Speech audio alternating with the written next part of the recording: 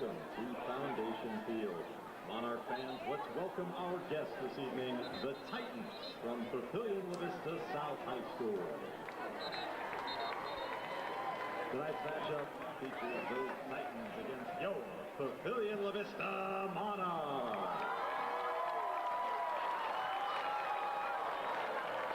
Papillion La-Vista High School and the Metro Athletic Conference would like to remind you that good sportsmanship is an expectation.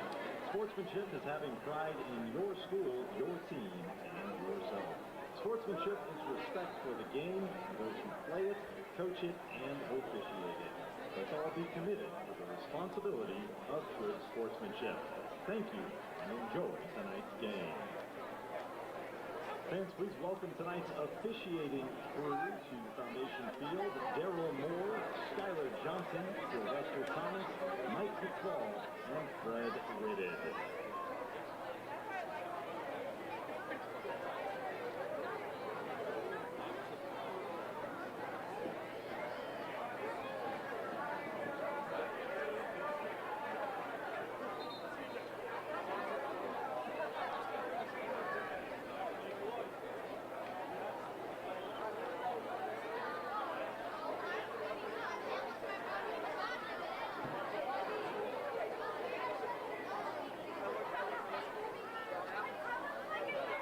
Due to a recent kitchen fire, Good Life South will be hosting food trucks on Friday, Saturday, and Sunday.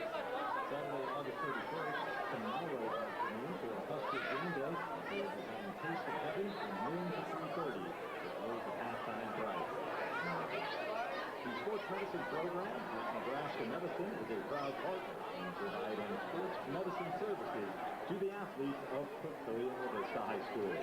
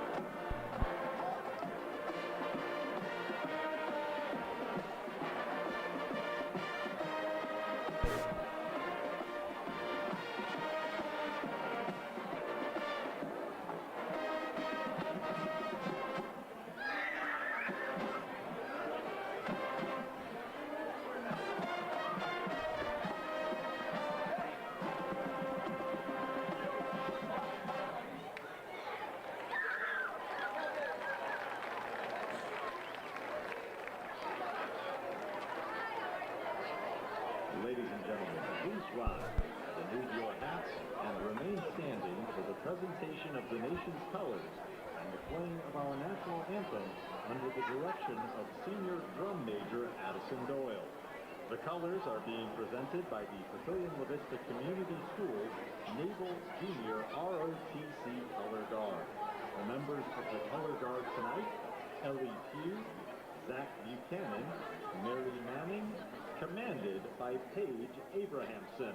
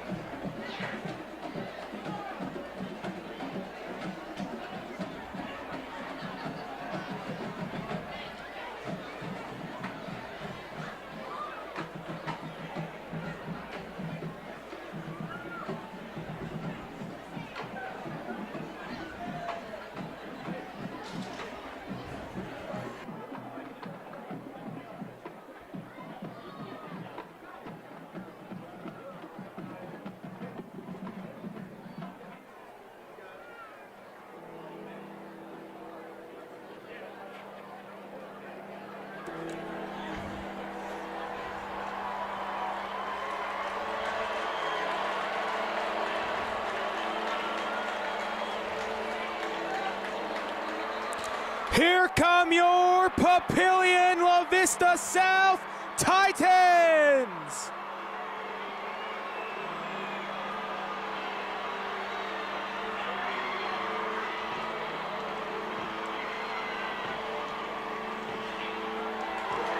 And here are your Papillion La-Vista Monarchs!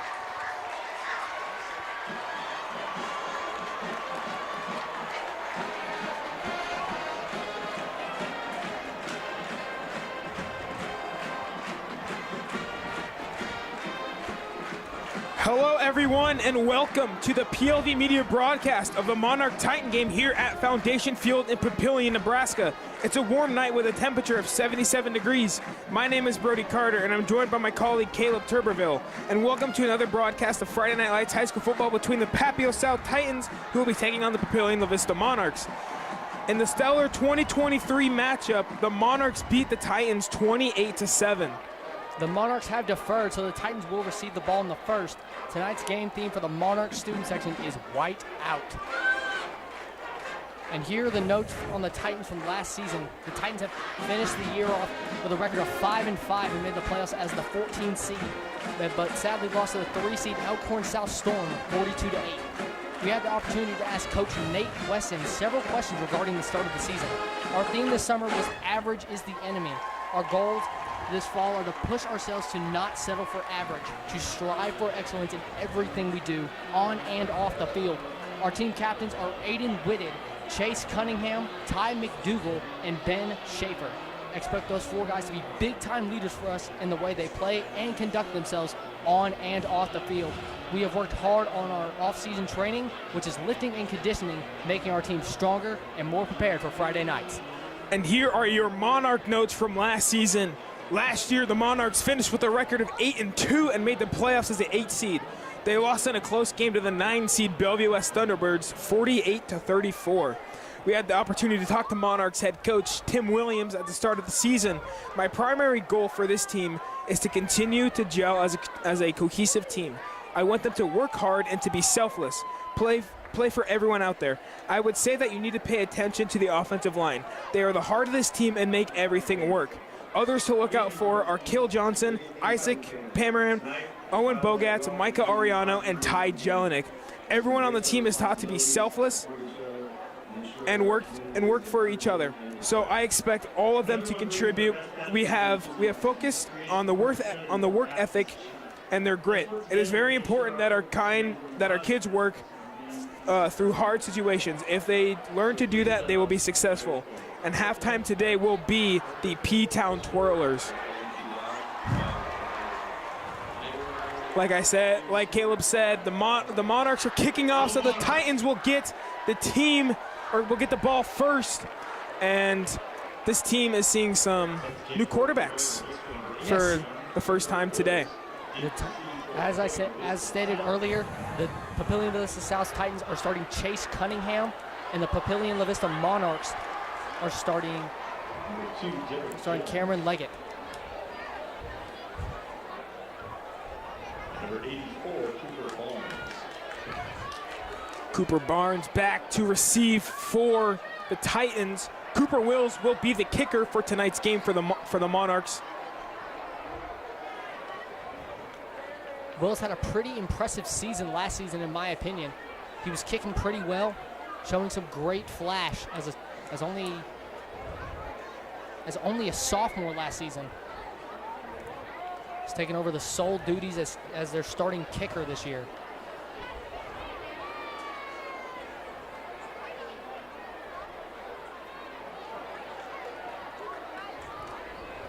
You'll see some new positions for the Monarchs this year. Kale Johnson, he's taken over the role of tight end over Eric Ingerson from last season.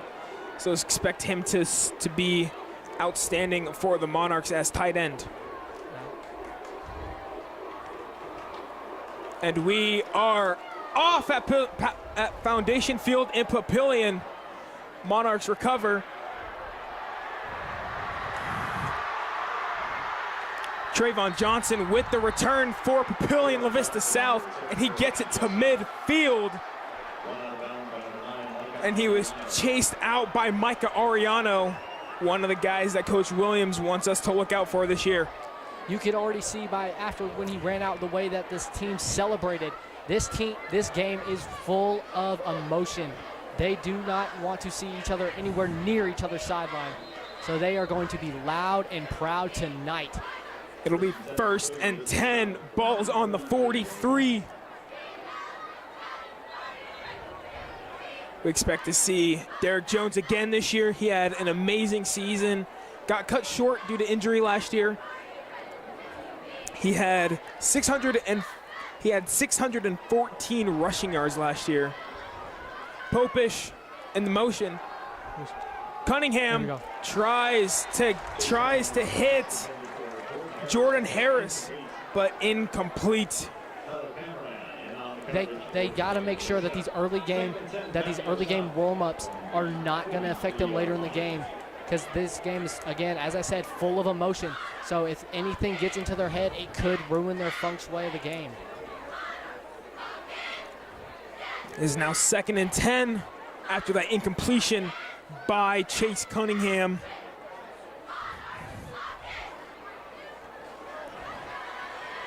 Cunningham in shotgun, gives it to Derek Jones, and Derek Jones is tackled behind the line of scrimmage. That's another one of the Monarchs' big strengths, is that defensive line filled with all sorts of very big people. He was taken down by Waylon Iman, and he was assisted by Cale Johnson. It is now 3rd and 12. That was a loss of 2. No running back. Chase Cunningham all alone in the backfield. He's in the gun. Got 3 wide receivers on the bottom of your screen, 2 on the top. Monarchs trying to put a very strong defensive presence here early on in this game. Motions the running back. Motions Elon Washington, one of the new transfers. Cunningham fires midfield. It is caught by Ira Cooper. Ira Cooper staying on his feet, and he's dragging defenders all the way down to the 23-yard line. That was a great show of strength by Ira Cooper. He just refused to go down, which is something that the Titans are going to have to do against this very stacked Monarchs defense. Titans in the hurry up. Cunningham in shotgun. Running back to his right. Cunningham looks to the side, and it is dropped by Jordan Harris.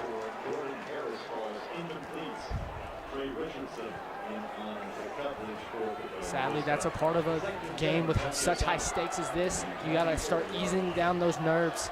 Then here in this first quarter, it's going to be a little bit of just a warm-up for both teams, just trying to get into their groove, trying to stay ready, trying to stay calm. After that incompletion, it is now 2nd and 10, ball on the Monarch 24.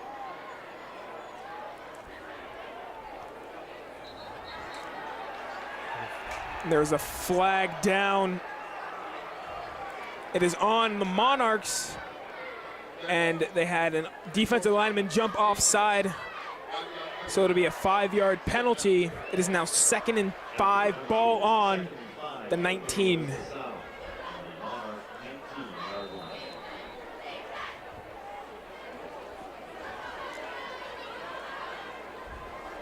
That's something that these teams have got to get out of their system early. They've got to just stay focused on what is the prize here, winning this football game. The previous penalty was encroachment, not offsides. Cunningham gives it to the running back, Derek Jones. Derek Jones up the middle.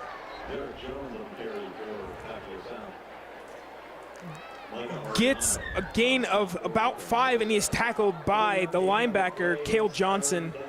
It is now 3rd and 1, and they are on the 15-yard line. They're now in the red zone. Let's see if South can strike quick. Cunningham in shotgun. Gives it to Derek Jones. Derek Jones is brought down by Micah Ariano. And here we go. The Titans are already showing what I personally feel like they should have been doing from like the moment they got Derek Jones back from injury. He had such a great small showing from last season that they just need to start pounding the rock, trying to run it down the Monarchs' throats to just see what they can get going here early on. After that run, it is now 1st and 10. Derek Jones is stuffed in the backfield. It's a loss of about 7. And he was tackled by Drew Churchitz and Micah Ariano. It is now 2nd and 16, a loss of 6 from the 19. Big Monarch front 7 instantly getting in the backfield, not giving them any time to even celebrate a play because they're just so strong and fast.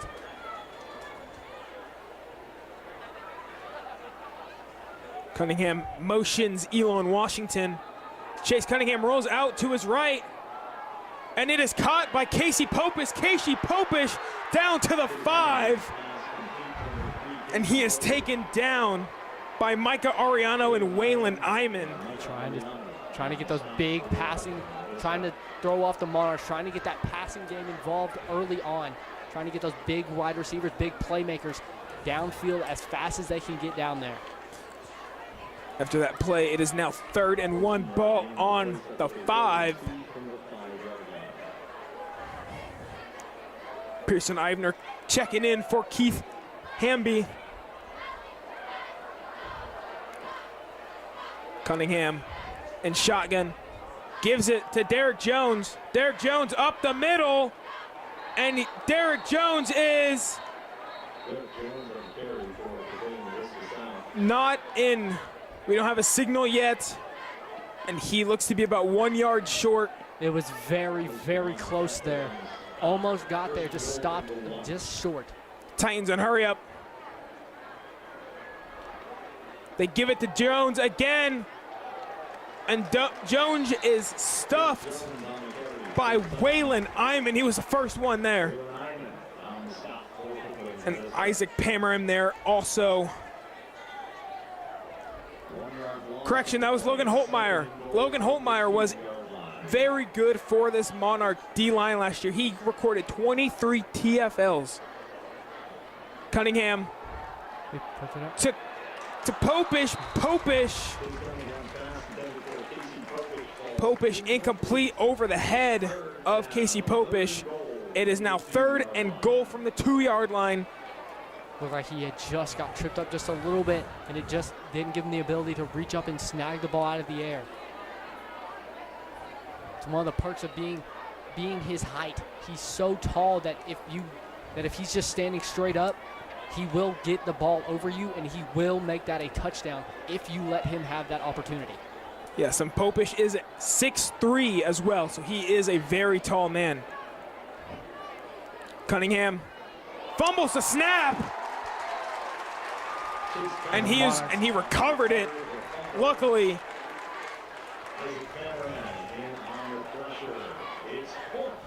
it is now 4th and 11, and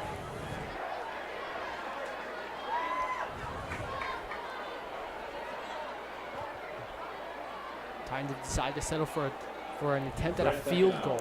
Grant Beckenauer now in for a field goal,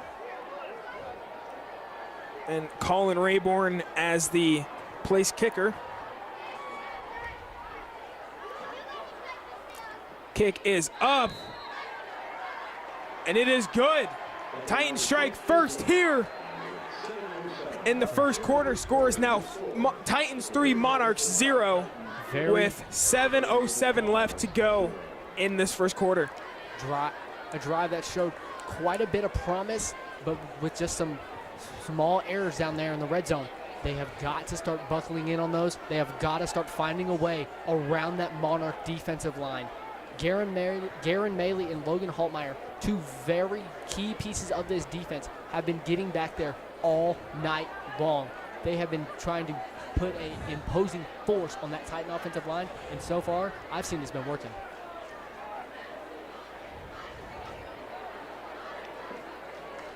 Monarch and Titans special teams coming out now. Deep for the Monarchs is Jonathan Harden and Isaac Pamaran. Titan kicker is going to be the sophomore Mikey Johnson. Mike Johnson sets the kick. Monarchs trying to see if they can capitalize or bounce back from those points that they gave up.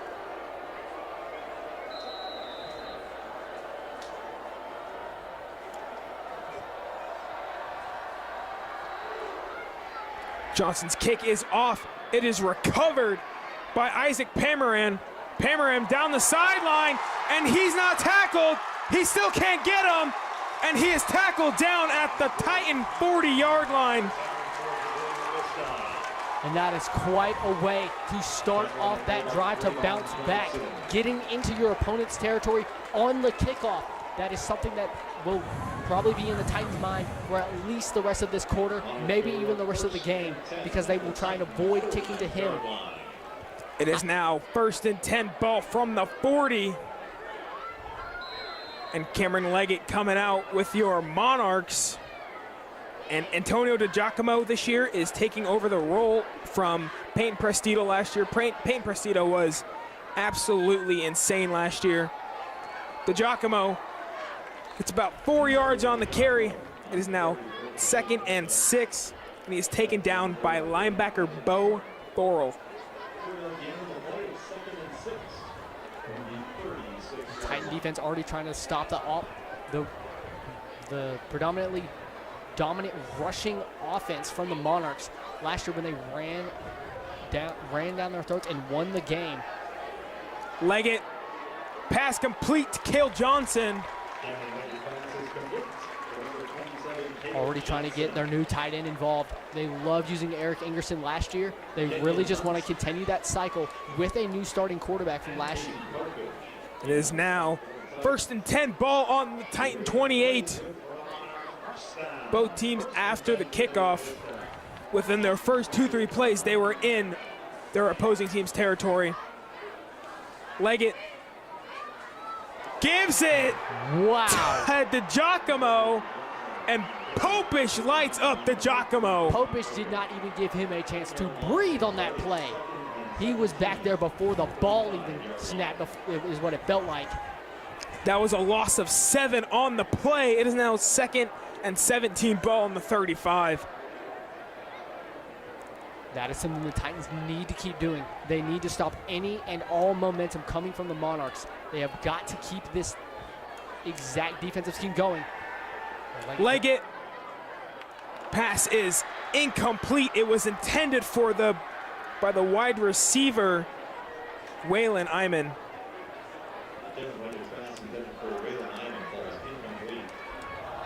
This Titans secondary does not like to give up much passing room. It is now 3rd and 15, ball on the 33, with just 5.5 minutes left to go in the first quarter. Titans doing a defensive shift.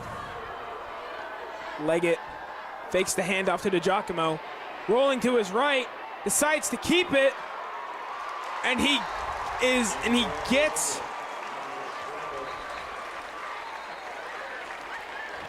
And that's one of the big advantages to having Cameron Leggett as their starting quarterback. He is just so fast and athletic that if you give him any room to run, he will take it and more. He will use the ability he has to run and make you regret even thinking about giving him an inch of space.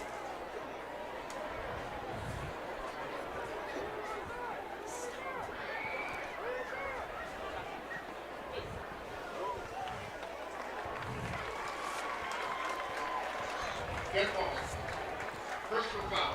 Late hit out of bounds. A personal foul by the Titans, late hit out of bounds.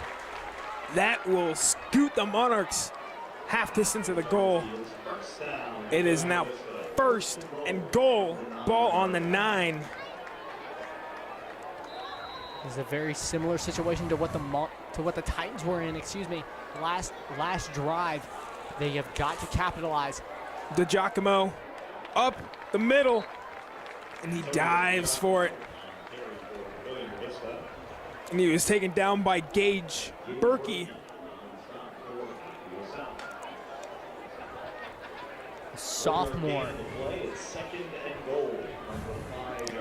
It is now 2nd and goal, ball on the 5. Leggett in shotgun, running back to his right. He gives it to DiGiacomo. DiGiacomo up the middle and is taken down. The stud safety, Keith Hamby. Keith Hamby last year recorded 3 interceptions on the year.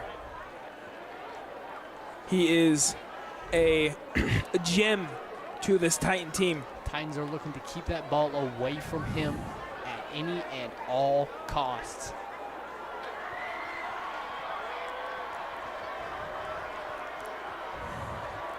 Leggett under center, gives it to DiGiacomo, and he is taken down by...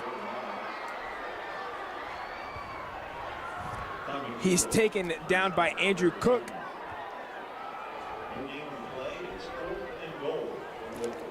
There was no gain on the play. It is 4th and goal. Ball on the 3. Running clock. There is 3 minutes and 50 seconds left.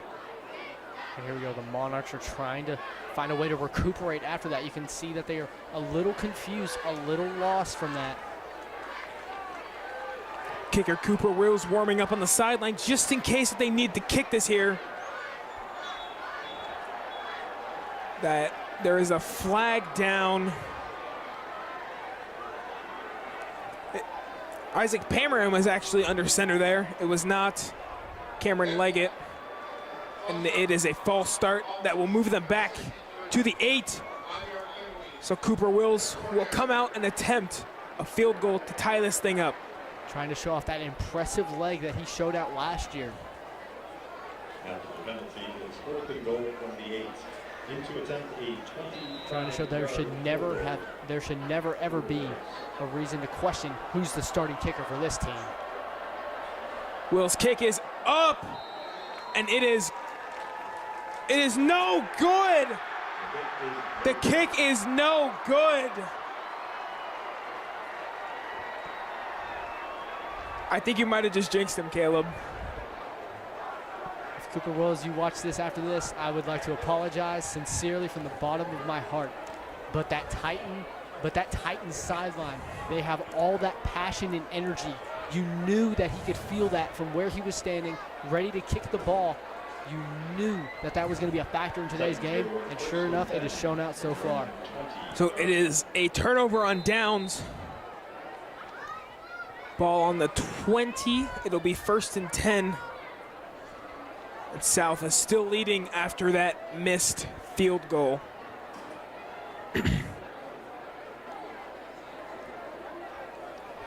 Titans trying to make a bounce-back drive, trying to score some more points on the board. Trying to give themselves a little bit of extra wiggle room to where they don't have to stress so hard about every play that the Monarchs do. And head coach Tim Clemenger calls a timeout. It'll be the Titans' first. They have 2 remaining in this first half.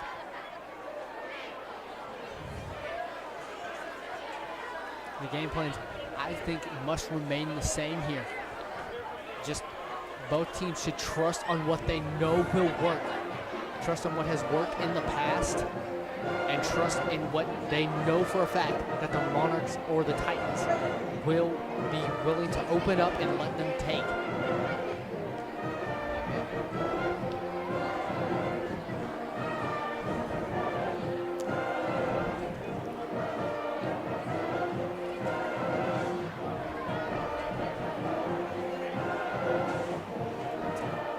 The returning leader in reception yards last year for the Titans was Casey Popish, 232 yards and 3 touchdowns. Special shout out to our sideline and stand performers, our band, cheer, and dance team here on Monarchs and for Papillion La-Vista South. Grant Beckenauer now in for Titans. Scrambles out of the pocket, decides to keep it, and he was taken down by Ty Jelinek. Correction, that was Micah Ariano. And there we go. Grant Beckenauer in for 1 play. Now they're going back to Chase Cunningham. Trying to show in some rotation, show that they had the ability that they can take one quarterback out of the game and still dominate without their starter. But now Chase Cunningham is back. Cunningham looks, finds Ira Cooper. He was taken down by Micah Ariano and Owen Bogatz. Bogatz and Ariano, 2 pretty big contributors to last year's success. trying to replicate that season. It is now 3rd and 5, ball on the 25. 2 minutes and 26 seconds left to go in the first quarter. You can tell these teams do not want to. You can tell these teams do not want to give up a single inch of each other. Cunningham, pass is caught by Casey Popish and is able to stay on his feet. And that was a great first down for the Titans, something that they could probably start using, just trying to keep the ball in motion without ever stopping it. 7-yard gain on the play. That was a 7-yard gain by Casey Popish. It is now 1st and 10, ball on the 32. I think the Titans, if they really want to start scoring here early on, they have got to get the ball further downfield, and they got to start going a little bit quicker. Derek Jones, the running back. Cunningham gives it to Jones. Jones gets a gain about 8. And he is taken down by Waylon Iman. There we go, Derek Jones showing off that ability that he had last year to take any play that could have seemed like nothing and turn it into the play of the game. Already showing that he can keep the ball moving and that no one can really stop him without a little bit of help. Cunningham. Pass is complete by Elon Washington. Correction, to Elon Washington. But yeah, again, just trying to keep that ball moving. And there's really nothing stopping the Titans passing game right now. Cunningham to Elon Washington again. Washington out of bounds. And there looks to be a flag on the field towards the Titans sideline. Maybe a little bit of excessive celebration. And Elon Washington is a transfer from Bellevue East. The South also has 2 more transfers. Alexander Fisher-Tico and Kenyon Hunt are from Bellevue West. All 3 of those are running backs, or correction, all 3 of them are wide receivers. I guess they all saw the opportunity after Royceon Skogerbo graduated last year and saw the potential with this team. There was a flag for horse collar, but the referees waived off the penalty, so there is no penalty for a horse collar. It is now 2nd and 10, ball on the 45. There you go, Titans trying to do what they do best, just trying to get behind, just trying to get past that Monarch defense with their new receivers that they brought in. Derek Jones with the direct handoff.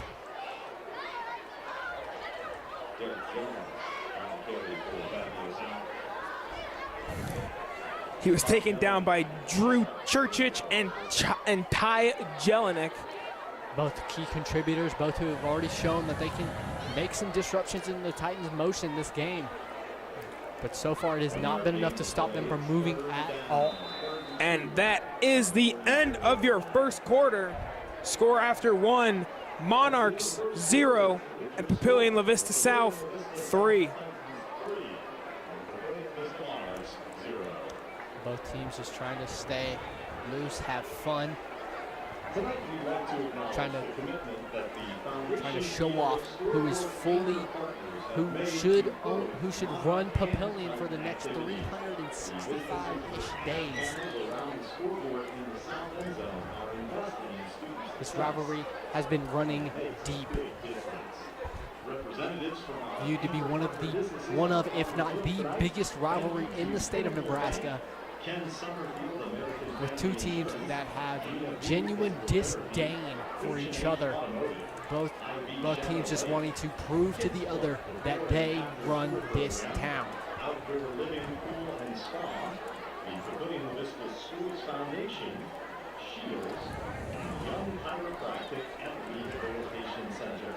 Ladies and gentlemen, please show your appreciation. The Titans to these running up. generous And the businesses. Titans and Monarchs both seem to be ready.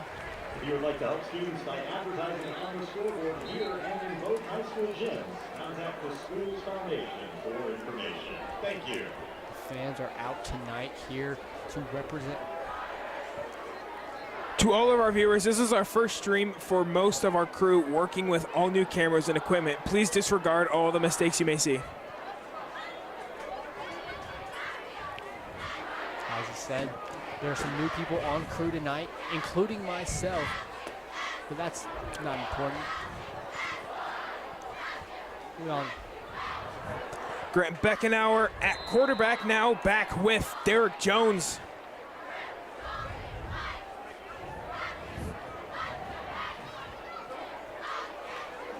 Beckenauer keeps it, goes to the left, and he is taken down by Cale Johnson.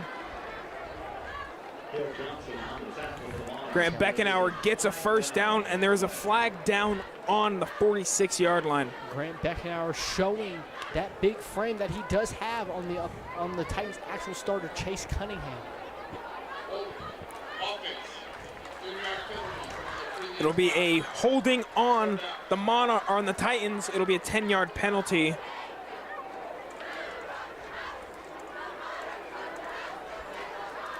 The ball is moved back to the 46 now.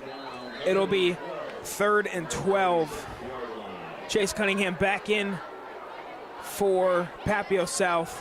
Keith Hamby just ran out here to play wide receiver for this play. Maybe they'll target him. Maybe he'll just be a distraction. We'll just have to wait and see.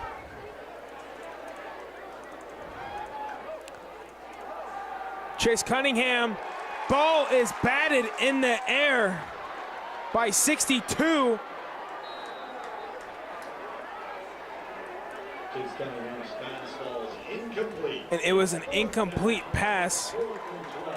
As you saw there, it might have been incomplete, but when Derek Jones gets the ball in his hands, he knows for a fact that he is faster and that he might even be stronger than some of the players on that defense, so that if he gets a moment of opportunity, he will take it and he will be gone. He will not let anybody stop him once he gets fully going. Grant Beckenauer is the South's punter this year, and back deep is Isaac Pamaran.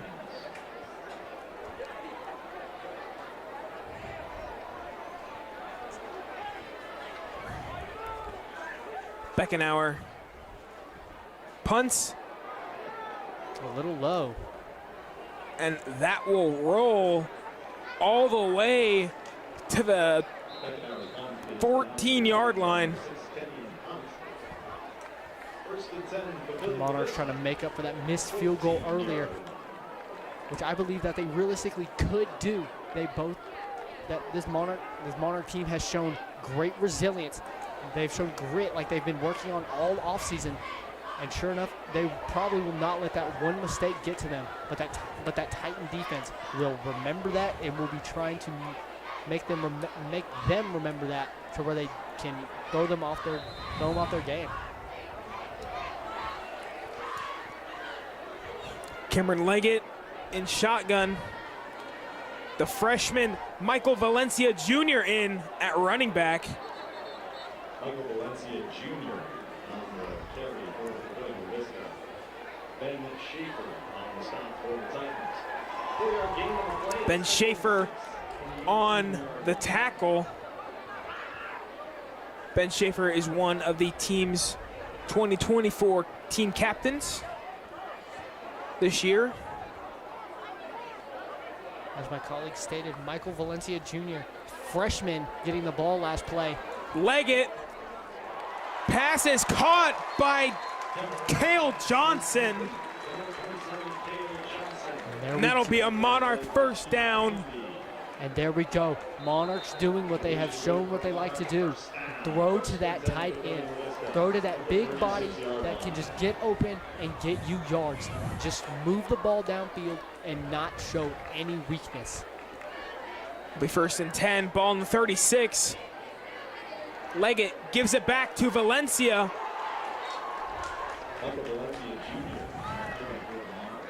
Keith Hamby was the first one to get there for Papillion La-Vista South. The Titans, they're very quick when it comes to reacting to a play. They have not let really anything get by them other than that first kickoff. It is now 3rd and 7, ball on the 39. Leggett passes to Cale Johnson. Cale Johnson gets tackled at the 45-yard line. And that big body, as stated earlier, just loves to move. Once he gets in motion, just like Derrick Jones for the Titans, cannot really easily be brought down.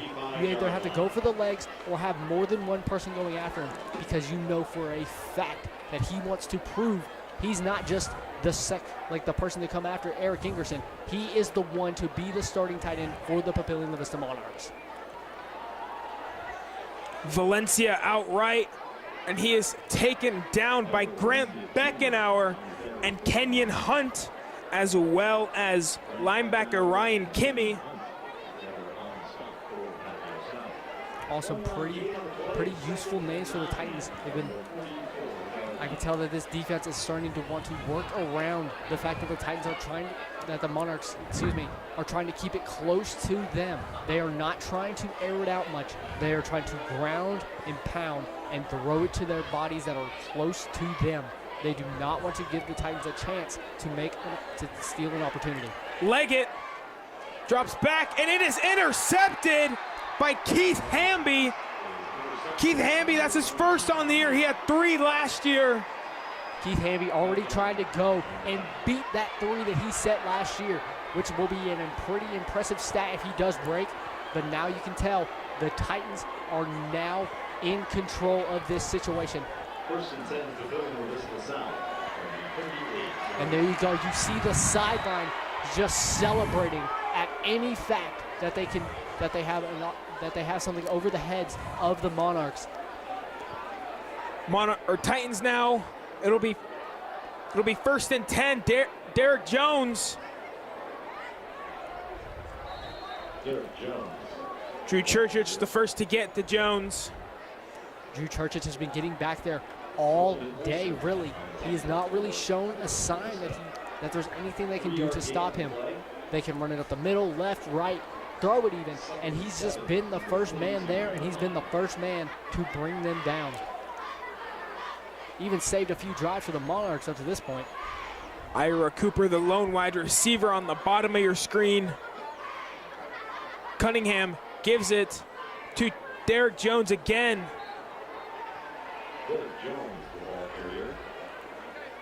He was taken down by number 69, Logan Holtmeyer.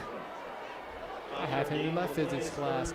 But Logan Holtmeyer, just even standing around him in person, he is a big body. He knows that he can get through. And Ben Schaefer is taken down immediately. And he was taken down by Cale Johnson. Cale Johnson back here making a point on both sides of the ball, being a main target for that offense and being a big mainstay on this defensive front. It is now 4th and 4 on the 44. It'll be pretty interesting to see. Isaac Pamarim back for the Monarchs. Grant Beckenauer is your punter for the Papio South Titans. Oh, no. Seems to be a dead ball. Refs blow it dead. Pamaran trying to recreate that success that he's had as the special teams return man. As you saw, that opening kick for the Monarchs was brought back past the 50-yard line, which is very impressive, especially for a game as high stakes as this, where they do not want to give up as much as they do. After the penalty, it is 4th and 9. Grant's punt is up, lands at about the 32, and rolls all the way to about the 11-yard line. What a punt by Grant Beckenauer. Monarchs still looking for that first score of the game. That offensive line has been pretty good at not allowing pressure on the quarterback, but has been showing a little bit of weakness when it comes to stopping the rush to get into their running backs. Texas Tech commit Garen Maley on one side, Kyron Shaley on the other. Andrew DiGiacomo back in for the Monarchs. I was told that we were going to see a rotation of DiGiacomo and Michael Valencia. Leggett gives the ball to Valencia Jr. Valencia Jr., the freshman, already showing why he should be a mainstay on this Monarch offense for the rest of the season and even for the rest of his high school career. And he is quickly taken down by Ty McDougal. It is now 2nd and 2 from the 20. DiGiacomo on the carry, and he is taken down by Gage Berkey. Haltmeyer coming in now. 11-yard gain. Good for a Monarch first down. First and 10 for Papillion La-Vista from the 31-yard line. It is now 1st and 10, ball on the 31. Creeping to 5.5 minutes left until halftime. Shovel pass to Cale Johnson, and he is taken down by Ben Schaefer. Again, Ben Schaefer, the big-time players in this game. The tight ends for both teams, who both also play linebacker, have both been playing very well. Excuse me. They have both been showing great motion on both sides of the ball, being able to make plays with the ball in their hands and stopping it. DiGiacomo is quickly taken down by Ty McDougal. And there we go. That Titan defense showing why they're so good, showing why they have been showing all that offseason training, showing what works. It seems like there's been a timeout called by the Monarchs. That'll be Monarchs' first timeout. They have 2 remaining.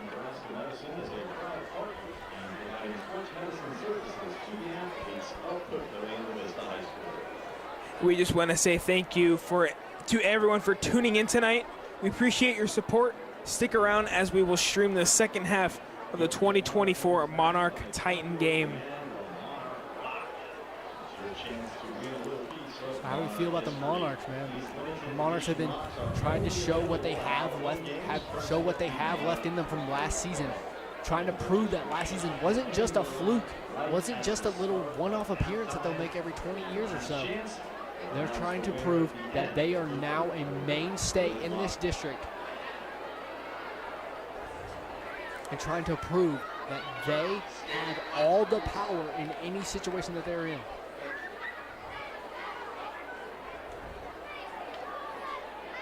Coming out of the break, Monarchs it's 3rd and 7, ball on the 34. Leggett in the backfield with DiGiacomo. Tell the Monarchs do not want to be in a situation where they're in their own territory running out of downs. Leggett in the gun.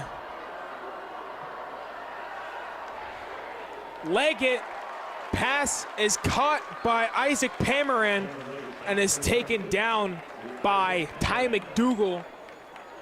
Showing off them flashes again from that running back core. Somewhere that they really love to go, really somewhere consistently that they know for a fact that they get the ball out there, it'll get them at least a couple yards. Papillion South is excited to have linebacker Ty McDougal back. He was not able to play in this game last year because he got injured at week 2, and this game was played week 3. Leggett fires, pass is caught by Owen Bogat, and he is taken down by Grant Beckenauer. Bam! That's something that the Monarchs have desperately needed this game. Get a big-time play, get the ball moving. do not let them stop you. Do not let them even think that you can be stopped.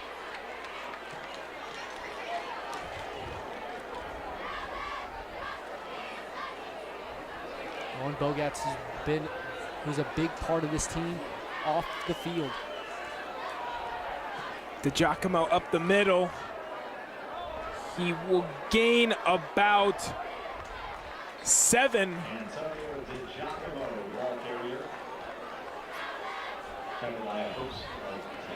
It is, he was taken down by McDougal and Hamby. It is now 2nd and 4 ball on the 23-yard line. 3 minutes and 18 seconds left to go here in this first half. The score might not say it, but this has been DiGiacomo on the run was taken down by Colin Young for Papillion South. The score might not say it, but this has been a very interesting game for the defensive fans watching at home. This has been such a defensive technical masterpiece. Nobody has wanted anyone to go anywhere except on that first drive where there was a couple slip-ups by the Monarchs, and they just decided, and the Titans were able to get 1 strike. Leggett under center, gives it to DiGiacomo. There's a flag down on the field. More than one, honestly. And was taken down by Grant Beckenauer.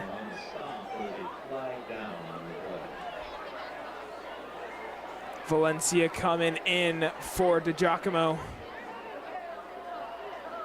Waiting to hear the call. It is face mask on the defense. That is a big penalty for the Monarchs. Just get them those extra yards. Get them extra yards that might not seem too important right now since it only got them a first down. But those yards could change the tide of this whole game. It is now 1st and goal from the 8. Great weather for a week 1 game. Some of the best I've ever seen. Leggett gives it to Valencia. Valencia to the left, and that is a Monarch touchdown. And there we go, the freshman, Michael Valencia Jr. trying to show that just because he's a freshman does not mean that he is going to struggle. It means that he can just hold with the best of them for even longer. I would not be surprised to see a big season from this freshman.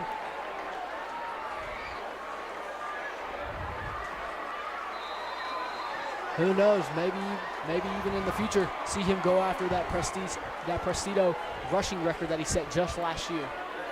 Cooper Wills to kick the extra point for Papillion La-Vista. His kick is up, and it is good. He missed his last field goal. They would have been up by 7, but Papillion La-Vista is now up by 4. Score with 2 minutes and 7 seconds left. Monarchs 7, Papillion La-Vista South 3. And that's exactly what this game is going to be all about. It's not going to be the big blowouts that we've seen in the past or the raging comebacks. What this game is going to be about is going to be a defensive masterclass where they are just trying to stop every inch that they take. Titans out on the field first. Monarchs probably still trying to suppress the nerves, put down the excitement to where they calm down a little bit after that first touchdown. As we take a look around Class A, Millard North is up 7-0 against their rivals, Millard West. And Bellevue West is losing to the Omaha Central Eagles 14-7. Both of those games are at halftime. There you go. You see those Titan student section must be a little bit flustered, must have messed with their morale just a little bit.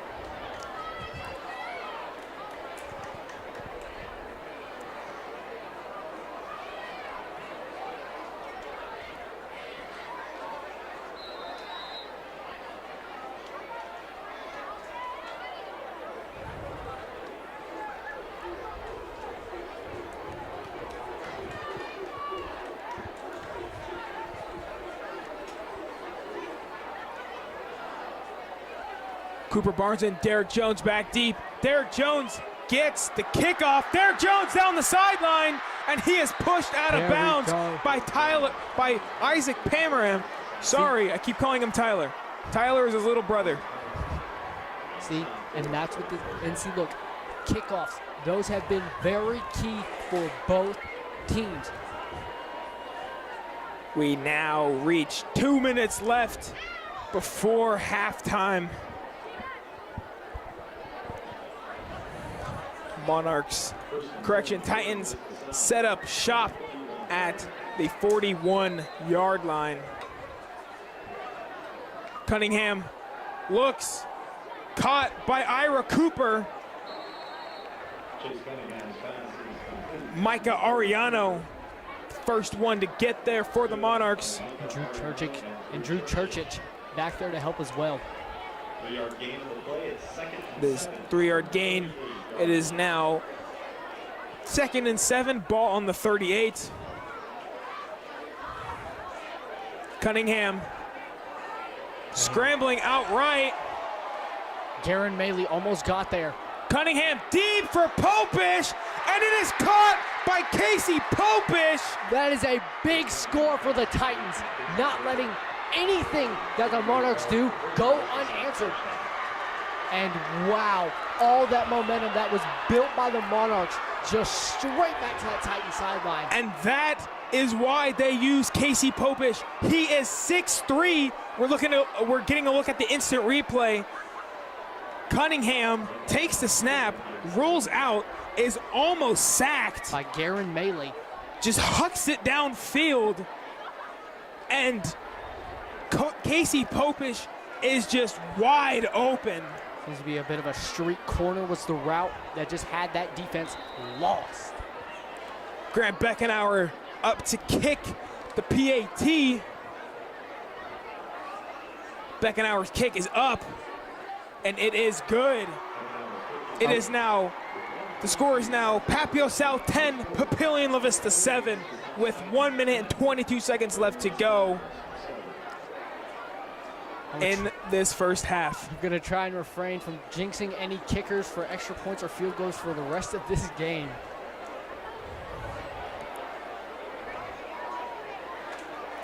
But wow, what an impressive performance. A quick, very, very quick drive with a kick return from Derek Jones that went across the 50-yard line into Monarch territory, and then Chase Cunningham just being able to get out of pressure, roll away from Garen Maley, who was inches away from getting that sack, and just being able to sling it downfield on the run, put it perfectly for him to get it. We saw the Monarchs one drive before score pretty quick off a long kickoff, after a long kickoff return, and the Titans strike back, getting one of their own. And here we go.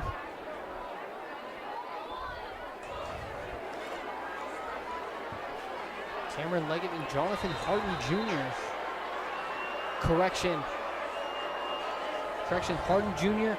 and Owen Bogat back there deep. And Bogat's, and a fumble between the two of them. Don't know who to give it to. Pamaran is taken down by DB Kenyon Hunt.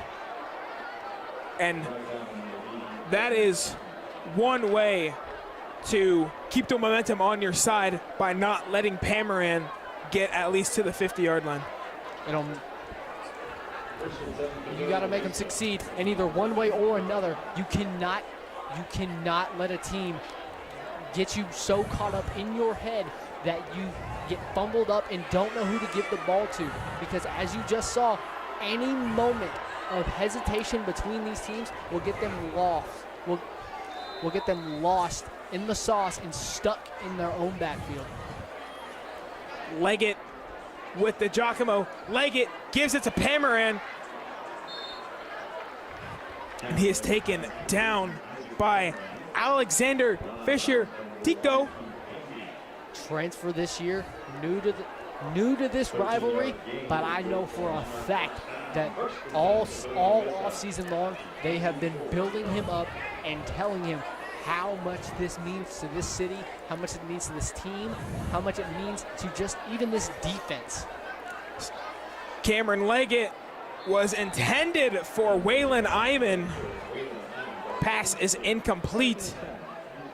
It is now 2nd and 10 from the 24-yard line. I didn't see much. I don't know if there was a bit of pressure that I didn't see that he was a little nervous about and just wanted to dish it out. Or maybe, who knows, Iman might have just ran the wrong route and didn't cut back in time. Who knows? Leggett's pass was intended for Owen Bogat. Grant Beckenauer on the coverage. And here we are. This is why you cannot let anything get by you in this game, because it will fluster you, it will mess with you, it will get in your head, and it could probably turn the tide of the game and faster than you could snap. Leggett drops back, looks, pass is caught. Pass is caught by Luke Bennett, and he is taken down by Trayvon Johnson, sorry. It is a first down, and with a first down for the Monarchs, just to try and regain some momentum, try and fix the game, try and fix all the mistakes that they made. And now the Monarchs have called their second timeout, trying to give themselves enough energy and try and recoup for a 50-second drive that they have got to make a big play on.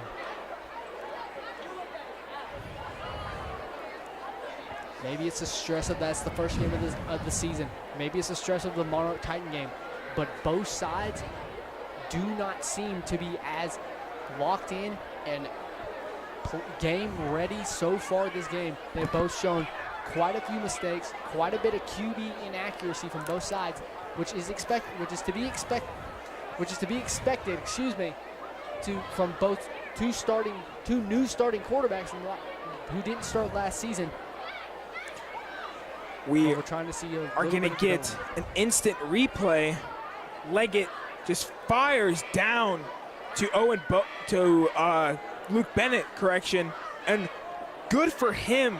He was getting hit as he caught the ball, and he went down with possession and held onto that ball all the way through contact. Which is an absolute great skill to have, to be able to hold it and not drop it at the side of contact. Leggett drops back, going deep for Pamaran, and it is caught! With what I believe to be defensive pass interference, no way Isaac Pamaran just caught that. What a catch by Pamaran. Double coverage, deep downfield, pass interference, all of the factors with time running out, able to make a big play, able to make a big momentum shift. And what a dart by Cameron Leggett.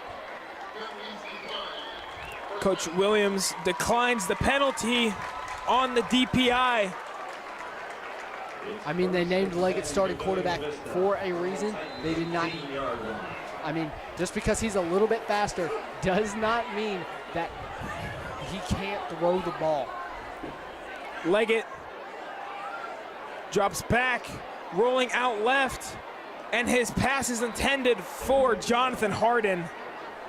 And we were able to attend the Monarch scrimmage, and first play, Leggett goes deep to his new tight end, Cale Johnson, on the first play, and he was able to throw, I believe the pass was about a 50-yard pass, and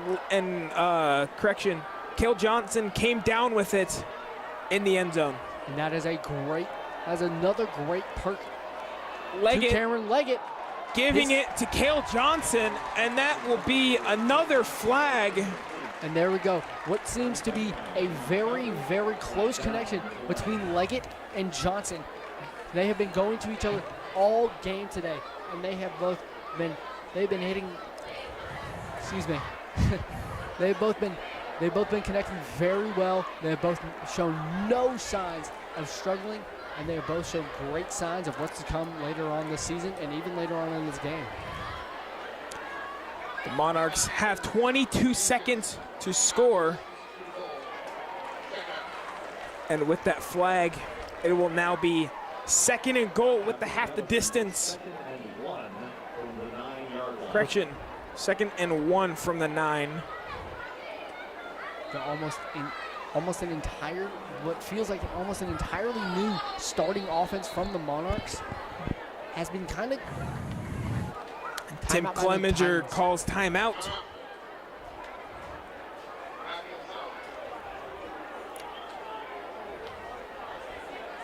That was Papillion South's 2nd timeout. Monarchs and Titans both have 1 timeout remaining.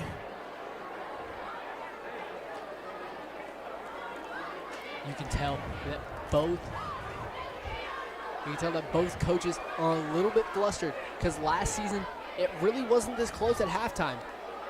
Monarchs, who did win 28-7, had one in a blowout, but the Titans have been working all offseason. We've heard that after practices, or like before practices, they have been doing 21 push-ups just to remember this game, just to make sure they got the message nailed into their head. They will not lose this game, and if they do, it will not be by much. Cameron it will be a fight to the end. Cameron Leggett, so far in this first half, has had a heck of a game. He's been 8 for 14 for 156 yards. Remember, he did throw that interception to Keith Hamby, but other than that interception, he has been hitting his wide receivers and tight ends just the way you want to. Leggett fumbles the snap, being chased by Jack Dolosky, and he is tackled out of bounds by Kenyon Hunt. Takes the first down, runs straight out of bounds and makes it a first down to make it 1st and goal for the Monarchs, which is a pretty good situation to be in. 11 seconds to make a score. Ira Cooper back there over there with the tackle, trying to run him out of bounds. You bet he wish he could have gotten to him a little bit sooner. But, I mean, anything outside of the end zone is a little bit better than nothing. Like Caleb said, his 1st and goal ball on the 7. Pamaram with the direct handoff. Pamaram up the middle. And he is in for the Monarch touchdown. Isaac Pamaram being an all-around key piece to this team, who's been doing great on kickoff, doing great when it comes to catching the ball, as we saw earlier with that massive catch in double coverage and pass interference. And now with a direct snap straight to him that turned into a rushing touchdown. What else? How are we going to see the Monarchs use him throughout the rest of the season and maybe also into the second half? Will's kick is up, and it's good. Monarchs have 2 rushing touchdowns, 1 by Pamaran, 1 by Valencia. The Titans have a passing touchdown from Cunningham to Popish, and Grant Beckenauer kicked a field goal. So now with 4.8 seconds left in the first half, Monarchs 14, Titans 10. Boy, these last 5 minutes have really been back and forth from both teams. And as stated earlier, whenever we were doing our introductions, it was 77 degrees at the time of kickoff. But here at Foundation Field, it is usually very windy. Today is a very nice, cool, no breeze day. It feels outstanding. It feels like a very good fall day, and I know for a fact that is helping these teams out because they don't have to worry about sweating and don't have to worry that much about rehydrating. And one of the nice things about Foundation Field is that when the wind is coming out of the south, Foundation Field was basically a wind tunnel because they have the stairs coming down to the stadium. So basically that wind is just circulating around the stadium, and it keeps it really cool. But since there's no wind today, there's no interference with the kicks. It's all the kicker's foot, all the kicker's leg, and all how they decide where they want to kick it. Derek Jones and Cooper Barnes back deep to receive. Will's kick, and it is blown dead.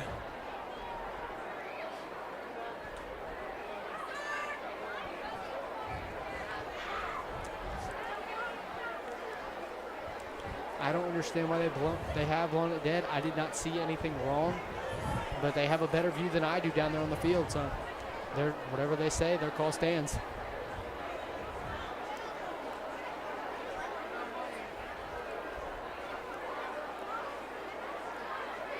Waiting on the call for the official. Official's talking it over right now.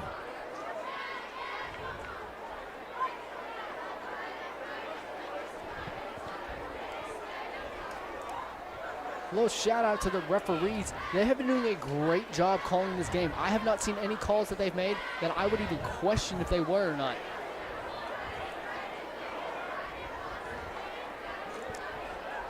Thank you to everyone for tuning in tonight. We appreciate your support. And again, stick around as we will stream the second half of the 2024 Monarch Titan game. Again, back deep is Cooper Barnes and Derek Jones. Derek Jones set up the Titans with that passing touchdown from Cunningham to Popish by getting the ball to the 40. If he can do that, get the ball to the 40, maybe even the 35, you can have Beckenauer just try to go up for a field goal and make the score a one-point game. A little hard to get out there, Brody. And here we go. Will's down with the kick, and it goes straight out of bounds. And there is a flag down.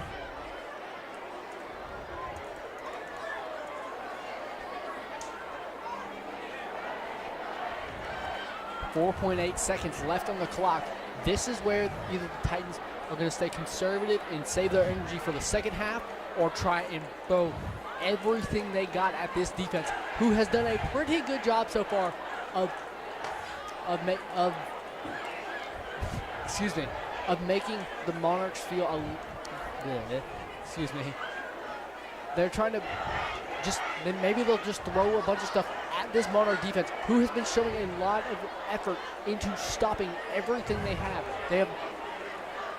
The only big play that they've had so far was when Chase Cunningham shot it downfield to Casey Popish for that touchdown.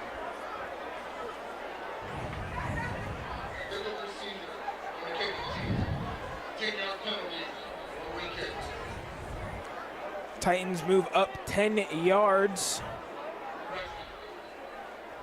Correction, the ref just said. They're going to re-kick. I don't know why, but the referee said they will re-kick. They're going to let the Monarchs in that huddle. We're recuperating.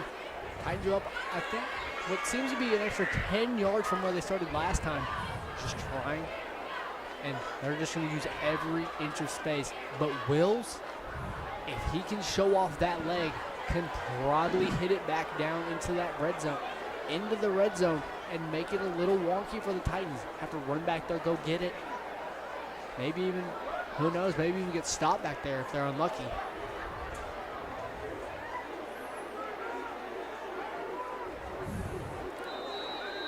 Will's kick, he squibs it, and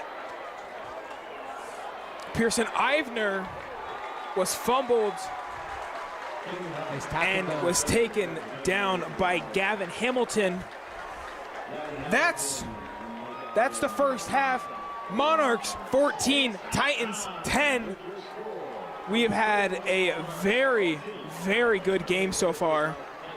Titans, they have been very good in the passing game, and so have the Monarchs. The Monarchs have 2 rushing touchdowns, and Chase Cunningham has 1 passing touchdown. and we will see you guys in the second half.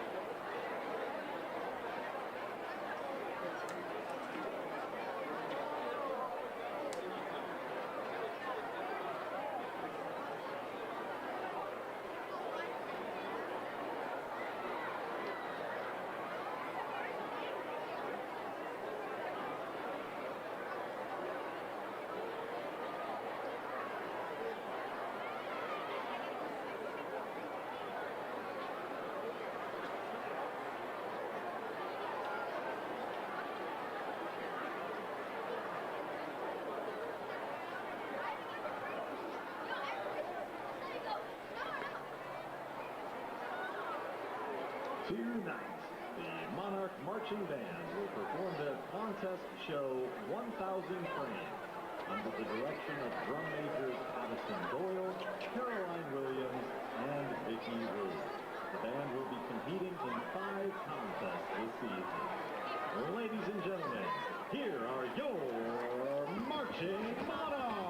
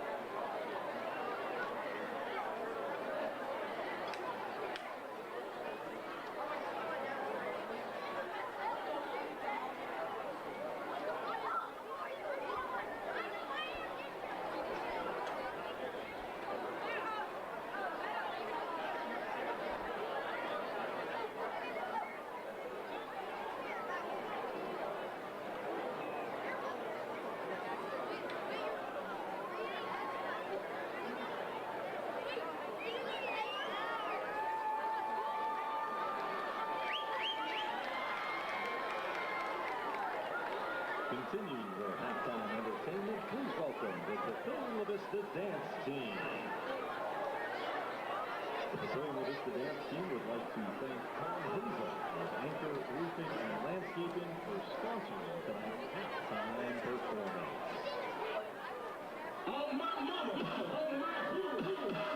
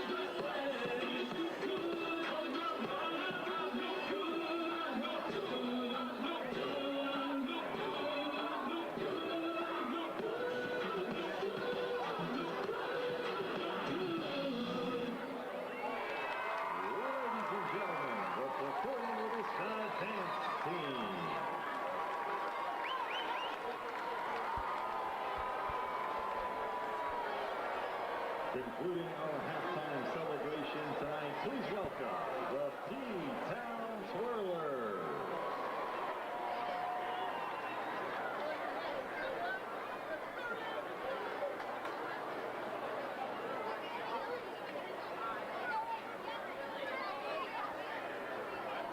New truck, big lip, old ropes, we've been tearing up since way back when. These girls are innocent, new hits, new scenes, no hit story, and you just can't fake that, so let's change that. Girl, let's go put some miles on it. Back of the Chevy with the engine running, just you and me in a truck that ride like a California king.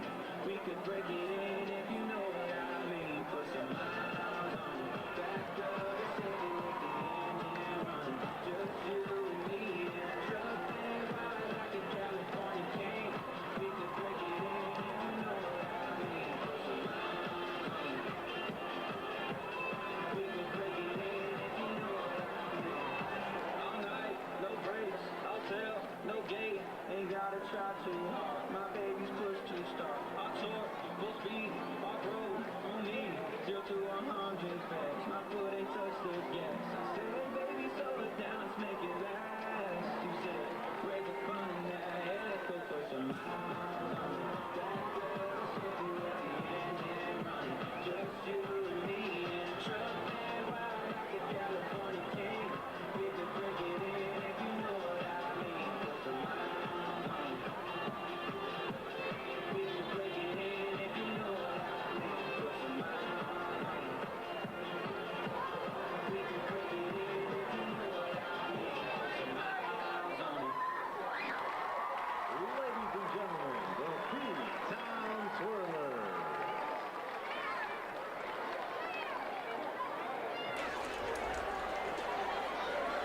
The Papillion La-Vista Athletic Department would like to thank our Gold Crown sponsors.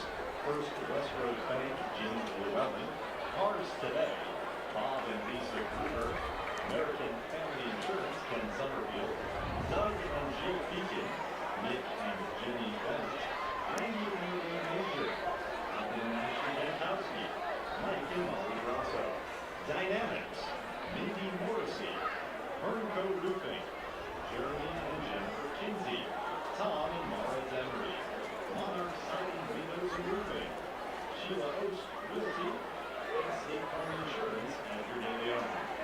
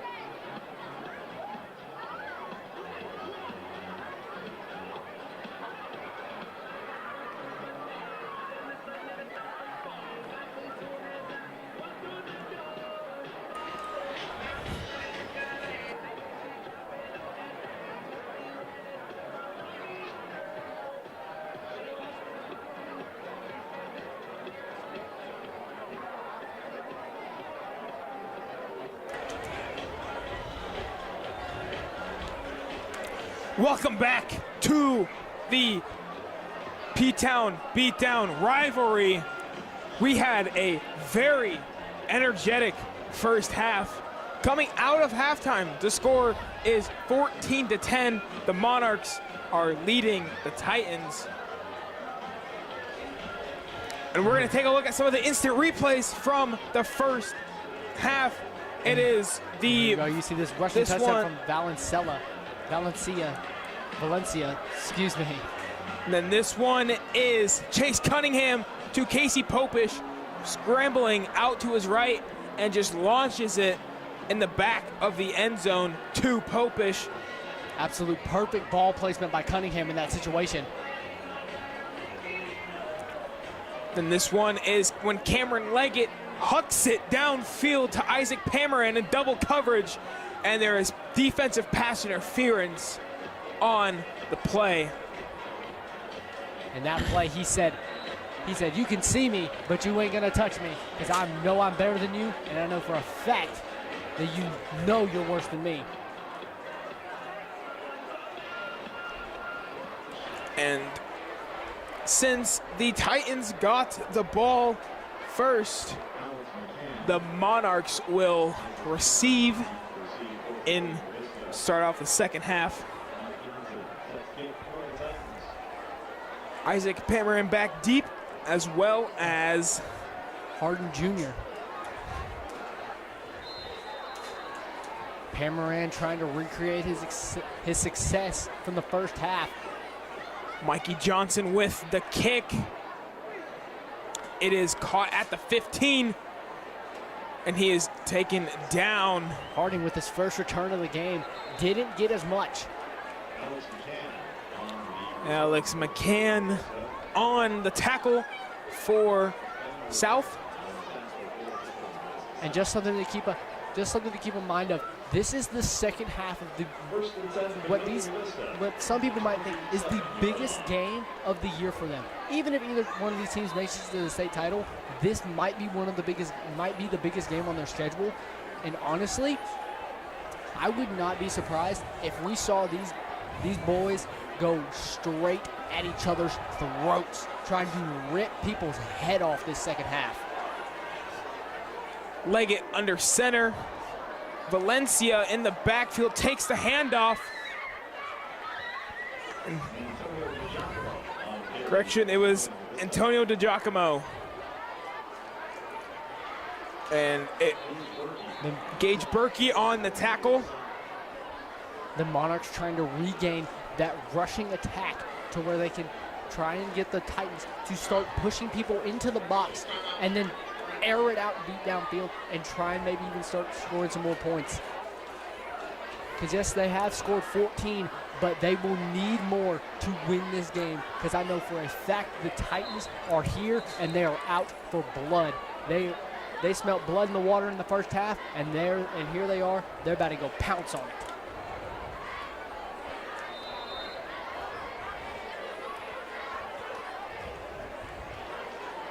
Student section is loud and proud tonight. They're waiting for something to happen where they can shoot off their confetti, start yelling, start being locked in.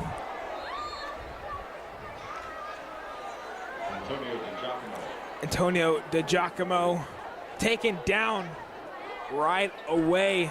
It is now third and 9 on the 28-yard line.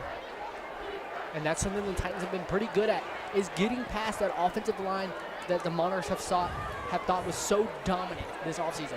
They are just trying to make sure that the Monarchs don't get too big for their britches, as some would say, and try and keep them in their place. Leggett scrambles, and he fumbles the ball.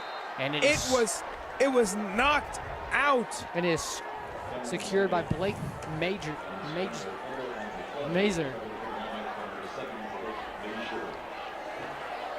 excuse me. And it is 4th and 13. Elon Washington back to receive Blake Major's punt.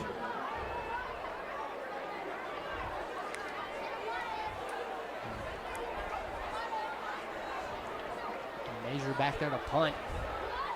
Up, and it is a high punt.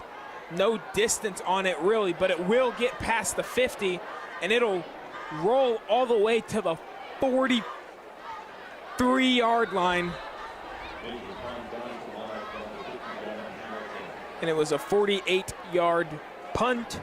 That's not what the Monarchs were expecting out of that. What they really could have used there was just something to drive it deep, deep downfield. Maybe to even fully flip it. But, I mean, if they can get anything going here, that is better than nothing at all. A beautiful evening here in Papillion. Just Elon Washington in the motion, and Cunningham hands it off to Derek Jones on the run. Gets tackled behind the line of scrimmage by Darren Maley, Texas Tech offensive tackle commit.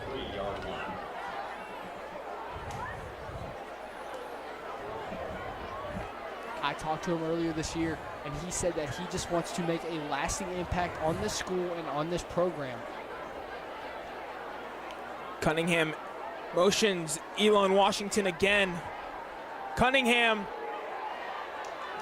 throws it. He almost got sacked by Drew Churchich.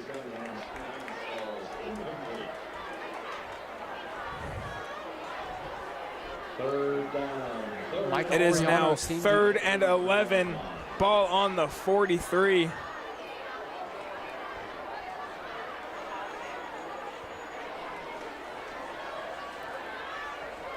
Titans trying to keep those big plays, as we saw a couple times in the first half. Derek Jones in motion. Cunningham. It's in and out of the hands of Derek Jones. So it is 4th down. It'll be 4th and 11 on the 43. For a moment there, Derek Jones seemed very, very upset at that. And honestly, an interesting sight from the game. Derek Jones wearing no gloves. Maybe the gloves would have helped him in that situation. Maybe it was just too hard of a throw. The world may never know. Grant Beckenauer back to punt for Papio South, and Isaac Pamaran is the punt returner. And he's got a boot. And the kick is downed right at the 20-yard line. Monarchs trying to recover from that wonky drive they had last.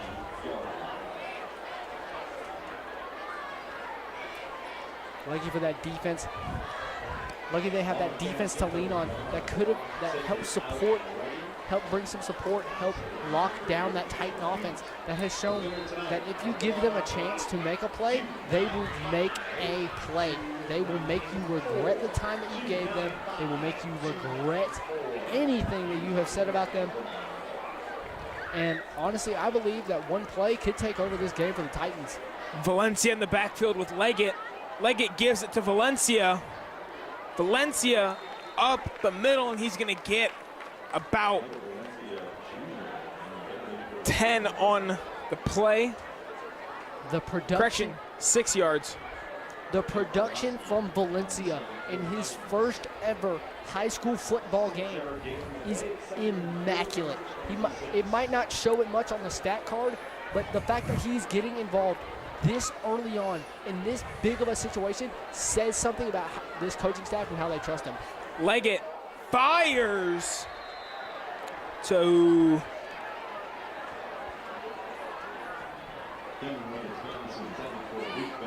it was intended for Luke Bennett. Broken up immediately by Trayvon Johnson.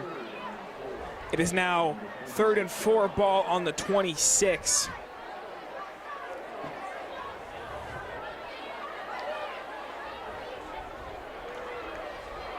And again, there's something that Leggett is good at.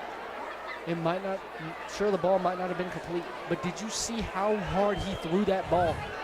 Leggett has trouble with the snap, and he luckily falls on it. And that was his second fumble, at least that I can recall so far this game, just off of snaps alone. I don't know if maybe it's just nerves, maybe if it's a little hot down there for him, maybe if he's just, maybe it's just bad snaps from the center. But something is not clicking, and it has got to get to work. It has got to work together.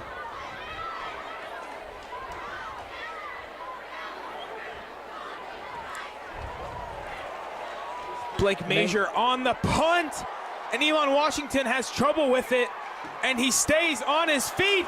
He makes two people miss, and he's taken down at the 49-yard line. Washington, that is something that he's shown so far this game, that he is shifty. That when he's on his feet, he does not like to touch the ground, and his little feet can move back and forth faster than you can blink. And that was great recovery by Elon Washington. Muffed it, and then eventually ran right, broke one tackle, ran left to the other. Cunningham outright, and it almost intercepts, and pass was intended for Popish. I've been seeing a very constant weakness here with the Titans. That offensive line has been giving up a lot, I mean a lot of pressure. Every time the ball is snapped, it looks like that Monarch defensive line is able to just throw them wherever they want, whenever they want. And the only thing the Monarchs can say about it is, how far do you want me to go? They have not shown any signs of being able to stop this front seven, and that is kind of going to be a problem maybe later on for the rest of the season. Cunningham down the middle of the field, and he was Elon Washington with the catch. That was quick throw right to Elon, and Elon came down with it, and now they're doing a hurry up. Keith Hamby coming in, trying to play wide receiver. Cunningham alone in the backfield. Cunningham to Elon Washington. Popish on the block. Cunningham on the block, and he is taken down by Cale Johnson and Isaac Pamaran. Again, two big studs. But something interesting about Chase Cunningham, who has been throwing the ball pretty quick, pretty well today. He is a former Monarch himself. He spent his freshman and sophomore seasons as a backup quarterback on the Monarch roster. So you know that this rivalry runs deep for him, because you know that sometimes the Monarchs are like, what if he was our starting quarterback? What if he didn't transfer? Ben Schaefer in the backfield now for Derek Jones. Schaefer is taken down quickly at the line of scrimmage. Seemed like there was a bit of hesitation there. Seems like they weren't fully thought out on the play call, and they just didn't seem to have full perfect connection that they needed in that situation. It's now 3rd and 3. Ball is on the 35. Creeping down to 5 minutes and 40 seconds left in the third quarter. Cunningham in shotgun, plays whistled dead.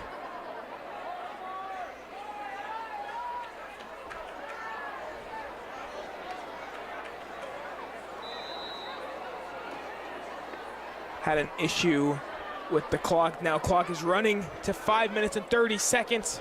Again, Cunningham in the backfield with Derek Jones. Derek Jones up the middle. He was taken down by Cale Johnson. Again, Cale Johnson, very key part of this team. Someone that should always be, this is someone that the Titans should always be looking out for, either on offense or on defense, because no matter what they want to do, Cale Johnson is there, and he wants to do something entirely different. Clemenger was keeping their team out there on 4th and 1, but there is a timeout from Tim Clemenger himself, so he probably wants to talk this over with his team before they go for it on 4th and 1.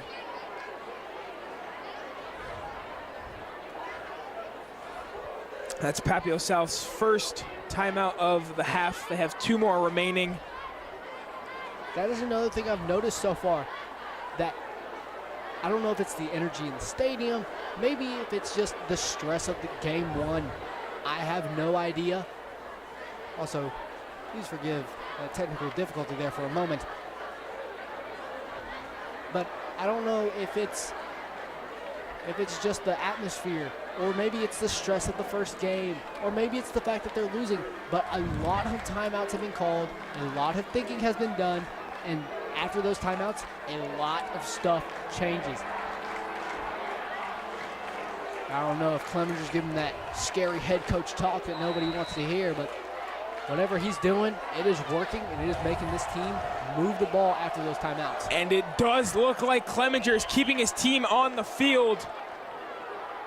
Cunningham gives it to Pearson Ivner. Pearson Ivner is down the sideline, and he is wrapped up quickly by Trey Richardson. What a gamble by Coach Tim Clemenger. Trey Richardson, who really has not been getting involved much in this game, had just the perfect angle.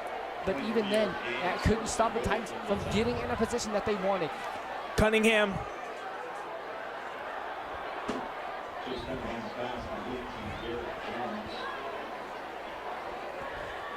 Pass was intended for Derek Jones.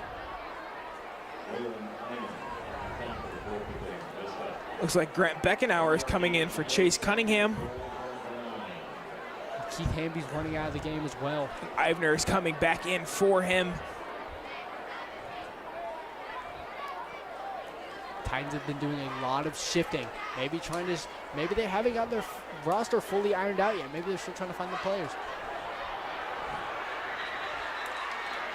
Beckenauer on the keeper. And there we go. And pretty. He was taken down by Trey Richardson and Cale Johnson.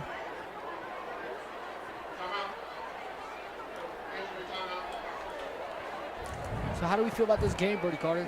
I believe that this is going to be one of the best matchups from this season, from not just these schools, maybe even in the entire state. Who knows? Maybe even in the entire country.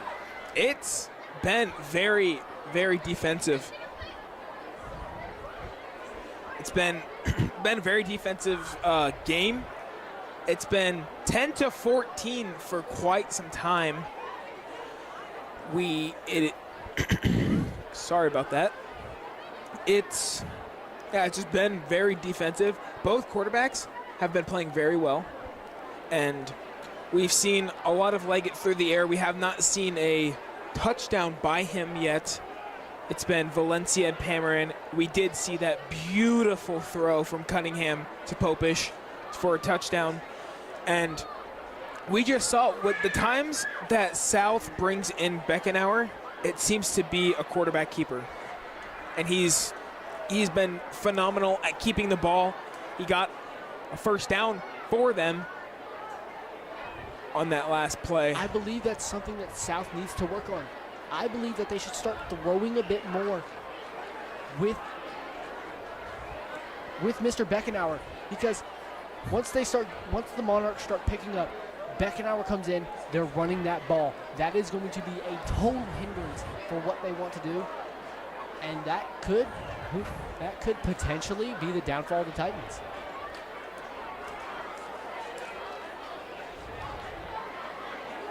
And another quick shout out to our sideline performers on both sides of the field. You're seeing now the Papillion La-Vista dance team, and now you're seeing the Titans student section, and both student sections are alive and well tonight.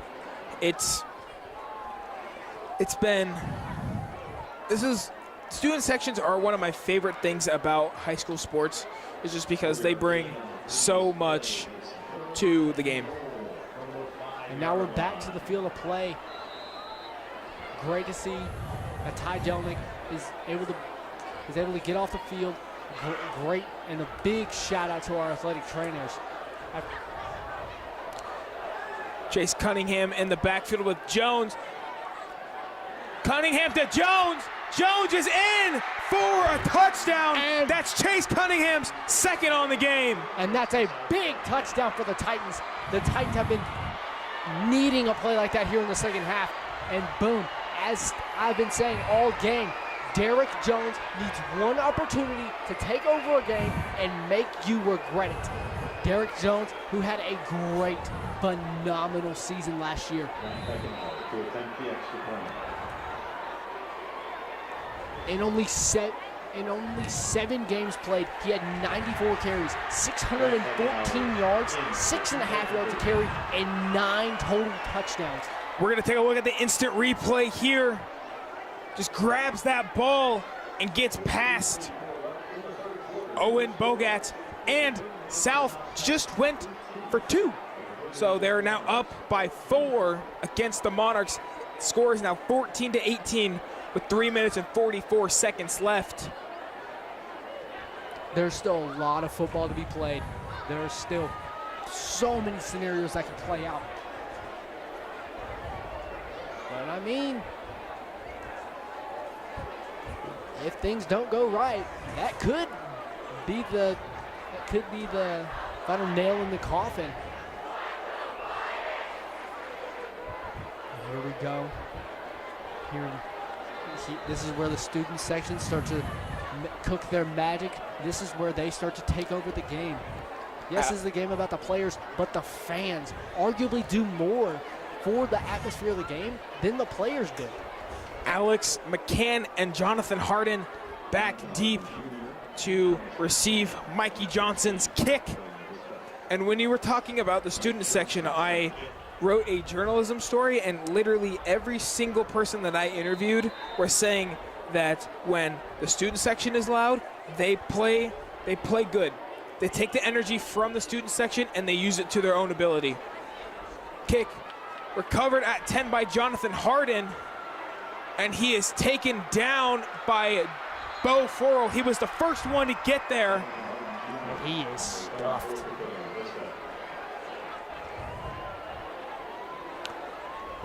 Ball will come out to the 26. It'll be a 1st and 10 for the Monarchs. We will see Antonio DiGiacomo again in the backfield, who has been playing an amazing game, as well as quarterback Cameron Leggett.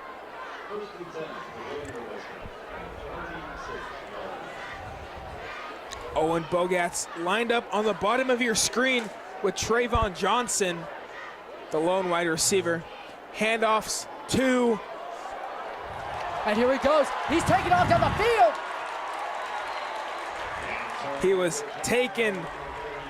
was taken down by Ty McDougal, one of the team captains. And what a run by Antonio DiGiacomo. DiGiacomo got the ball past the 50.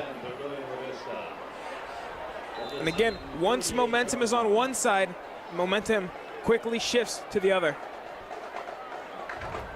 That is a great part of this rivalry. Leggett in the shotgun, gives it to Valencia. There's a flag thrown by the ref. But Valencia dives for a first down. Michael Valencia Jr. on the carry. On the tackle. Flag down. There, like we said, it is a flag down, waiting for the call from the referee.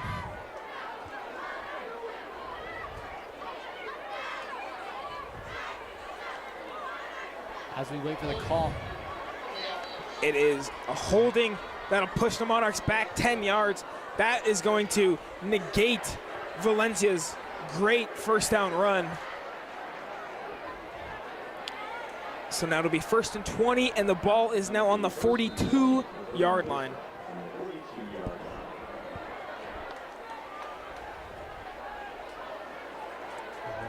Monarch offense, who's been grinding the run so far this game, but then once they start opening up that passing.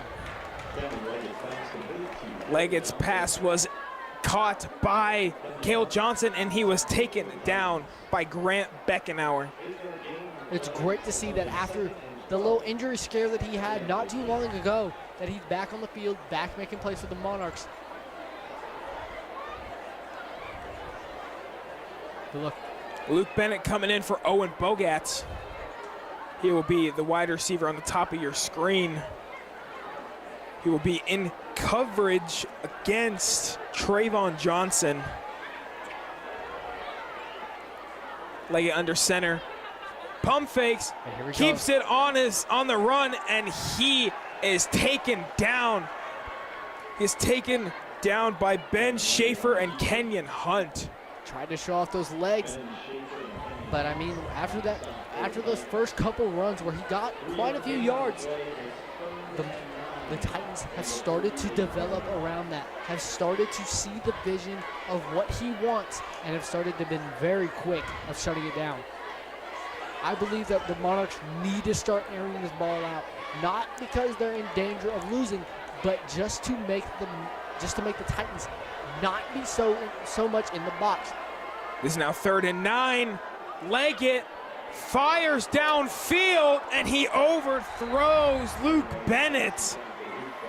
He was in coverage with Trayvon Johnson, and Leggett just overthrows him. It is now, with the incomplete pass, it is now 4th and 9. We are going to see Blake Major kick off to Elon Washington. It is quite the sight to see, seeing this offensive lineman be their punter. And here he goes, he lines up for the punt. Oh, it's a fake! Straight to Luke Bennett, who runs it downfield. It's a first down for the Monarchs.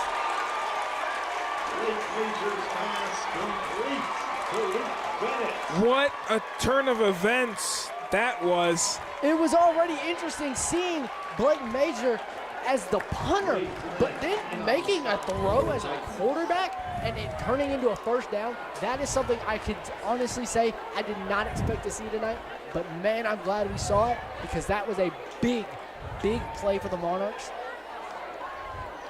It could probably be a really big, really powerful push.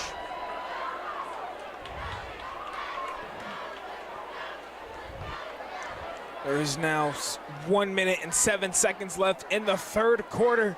Again, Papio South up 18. Monarchs have 14. And if you are just joining us, I am Brody Carter, and I am joined with my colleague, Caleb Tuberville.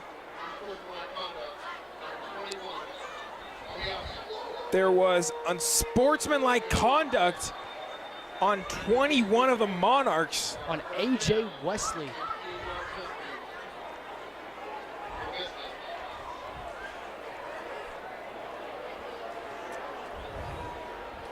They still have the ball, and they're still trying to score, still trying to make up that touchdown that they gave it to the Titans. And we're going to see the instant replay of this fake punt. Hikes it, gives it to Major, and Major just gives it right to Luke Bennett. And look, he runs perfectly upfield and gets stopped barely by Elon Washington.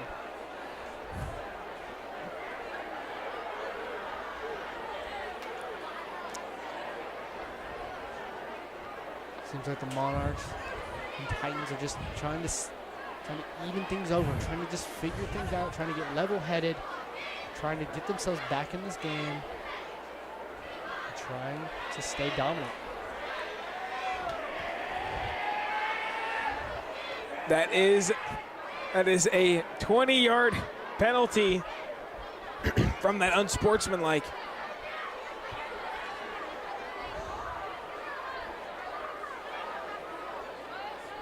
And I mean, at least they still have the first down. That is true. There we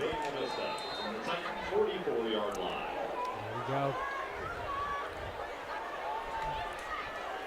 Leggett hands off to DiGiacomo and is taken down quickly.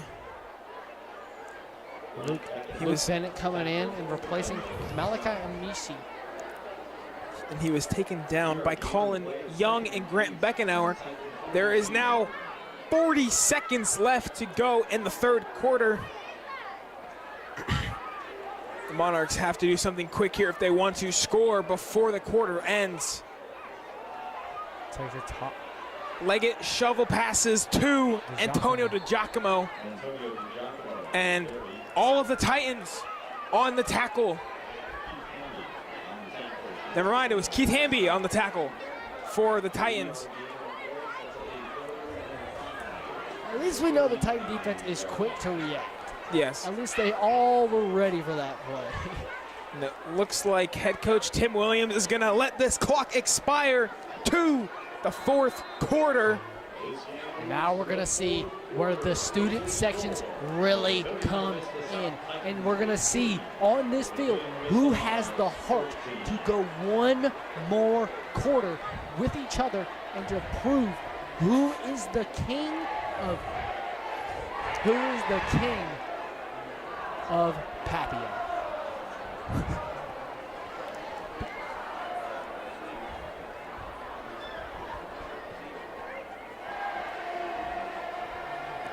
Monarch crowd doing their "Hey baby" to start off the fourth quarter. Bum, bum, bum, bum, bum, bum, bum. And that will start your fourth quarter. 12 minutes from now and victory. And here we go, our stadium DJ trying to get crowds hype, trying to keep the morale high for both sides, trying to give us a very, very fun game here in the final quarter of play.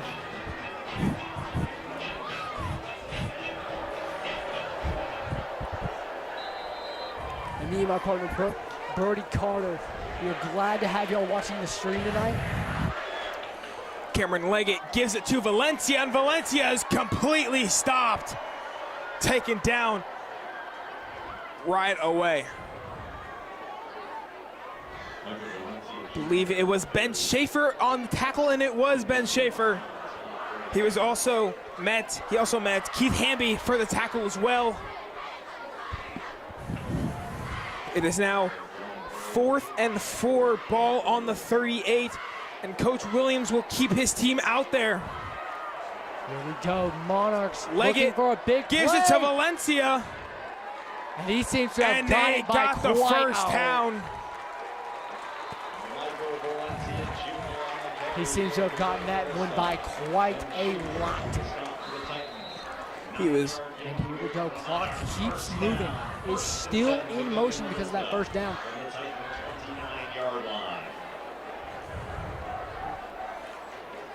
You can tell that these student sections are on their toes. They are trying to find anything to cheer about. Leggett under center gives it to Valencia again. And Valencia is quickly taken down by Colin Young. Broke that first tackle there, but it just wasn't enough because Colin Young there to help back up that defense. Is now 2nd and 8 on the 27-yard line.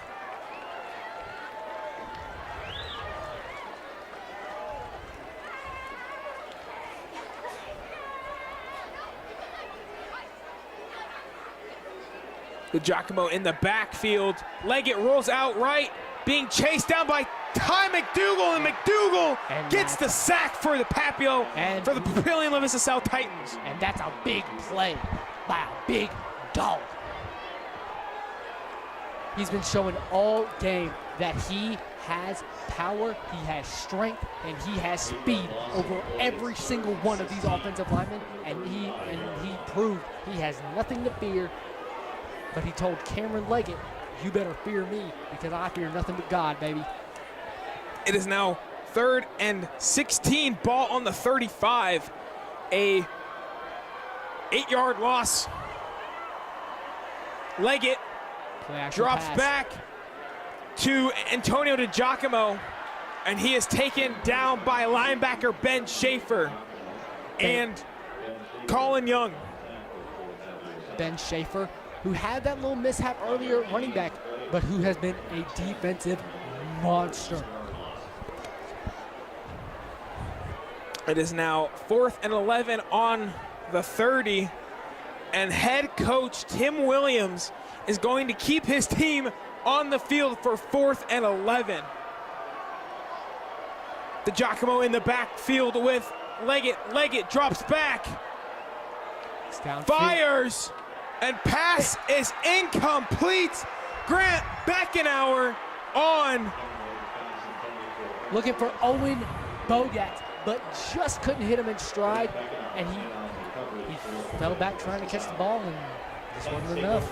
And Grant Beckenauer has unfortunately had 2 DPIs called on him. The first one against Pameram, where Cameron Leggett launches it down the field, and this time he gets the breakup without causing defensive pass interference.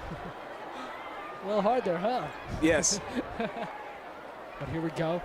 Cunningham And Jones back in the backfield. Now back by himself. Now he motions Jones, motions him back, gives it back to Jones. Jones up the middle, and he is tackled. He is tackled by Cale Johnson.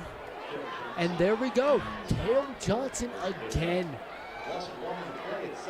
who's been so crucial to how this team is playing today, has not shown.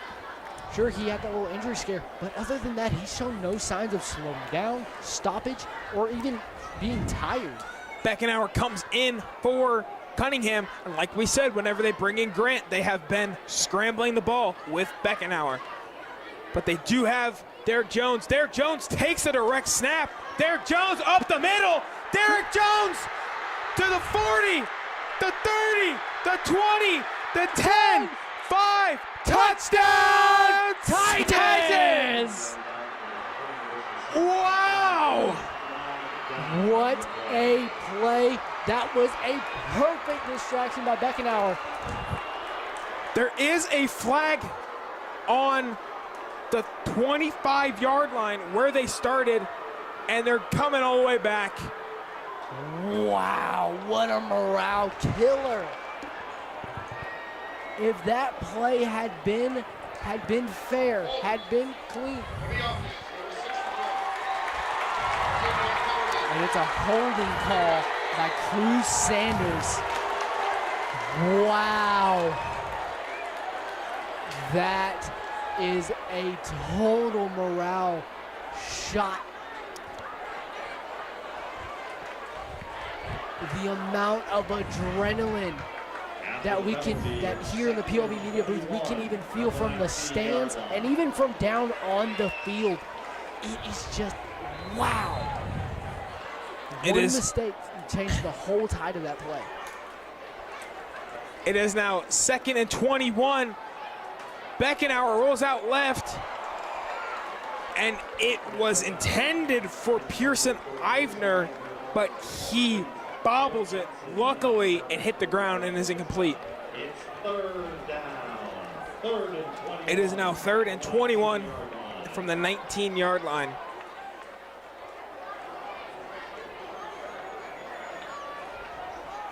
Wow.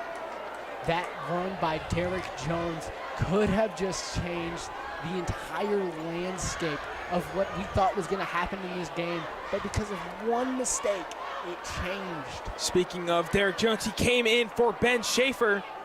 Grant Beckenauer drops back, keeps it, makes one man miss, But and he is taken down at the 25, taken down by Trey Richardson. Trey Richardson, who didn't really have much impact there in the first half, has been making very clutch tackles here in the second. It is now 4th and 15. We are now under 7 minutes and 30 seconds from now to the end of the game. So this is crunch time basically for these kids. Isaac Pamram back deep to receive Grant Beckenauer's punt.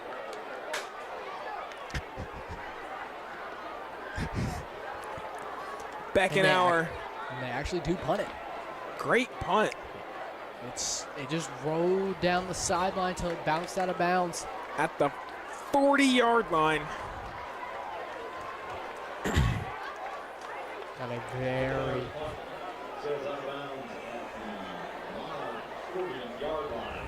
That's where Papillion La-Vista Here we go. We're seeing the Monarchs just stay in that huddle, trying to figure it out. They're trying to use some of that play, trying to use some of that energy that was gone from the last play, from that big Derek Jones run. Maybe some of the players that were on the field at that time are now on the field. Maybe they're trying to take some of that energy and use it against them. Gives it to DiGiacomo. DiGiacomo right up the middle. He is taken down by Anthony Chambers. And I just noticed something quite interesting. Another small storyline in this game. Who's the better number 2 running back? They have Antonio DiGiacomo wearing number 2 and Derek Jones wearing number 2. And Michael Valencia Jr. wearing 22. So who's the best wearing number 2? DiGiacomo on the carry for Papillion La-Vista. Keith Hamby and Colin Young took down Antonio DiGiacomo. And there's laundry on the field, people. There's a flag down. Refs discussing the flag.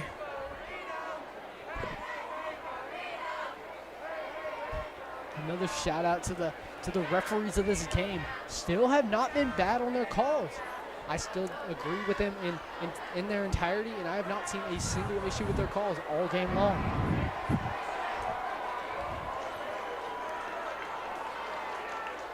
Still, it is illegal hands to the face on the offense. That'll be a 5-yard penalty. It'll still be second down. It'll be 2nd and 9 on the 39. That penalty is 2nd and 4 from the 46-yard line. There we go, Monarch offense. Just trying to recover, trying to recuperate, trying to get that big score. Leggett hands it off to DiGiacomo, and DiGiacomo taken down by Beckenauer and Trayvon Johnson. Down at the 35-yard line, Antonio DiGiacomo again.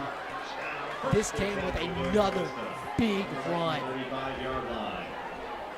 He's been playing great all game. He's just trying to keep everything in motion, just trying to keep things going for his team. Valencia's in. Valencia is taken down by Gage Berkey. Berkey.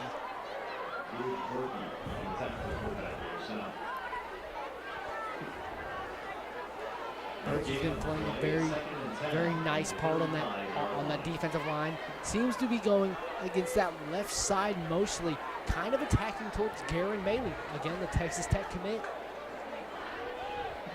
And he's made, oh, now they do a quick little flip. It is now 2nd and 10 on the 35. Leggett looking downfield. It's dropped. It's dropped. It is dropped. And it's incomplete. The transfer, Alexander Fisher-Tico on the coverage. That looked absolutely outstanding. What a ball from Cameron Leggett. Wow. I blinked and I saw the ball in the air, and then all of a sudden I just saw it on the ground in the end zone. I believe the intended receiver was Isaac Pamaran.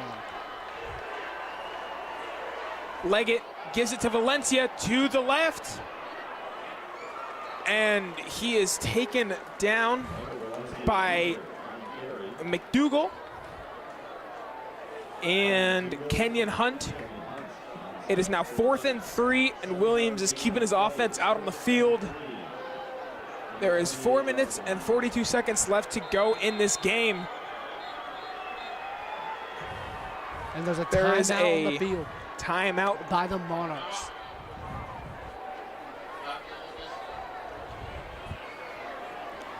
The Monarchs, I imagine, are distraught after what just happened. A series of unfortunate events. And here we go, our band here on the Monarch sideline. Just trying to keep morale high, just trying to have a little bit of fun. Let's try to keep the student section not too angry. With that timeout, we have 4 minutes and 34 seconds left.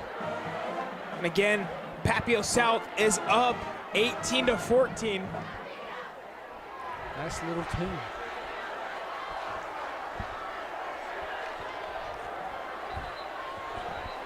There we go. Monarchs still huddled up on the field. Titans running out, ready to get this play on.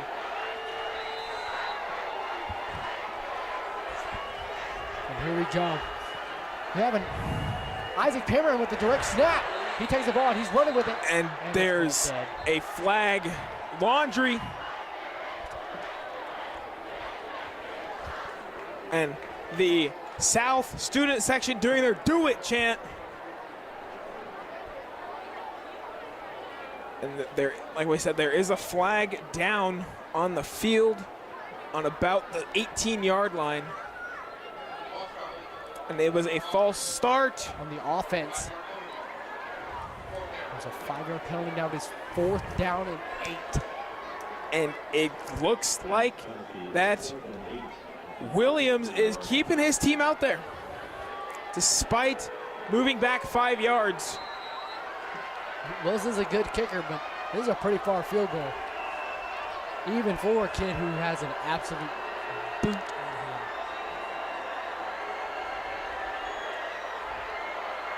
DeGiacomo in the backfield, Leggett. Drops back, decides to scramble out right. And he go for it! There's a flag on the field. There is no first down.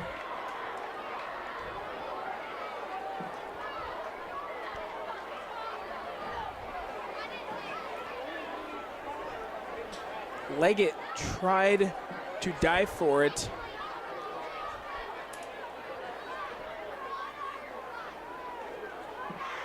And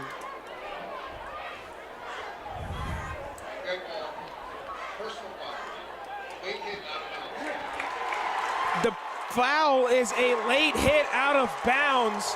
That will be an automatic first down. Ball is now on the 33. That's what the Monarchs needed to get back into this game.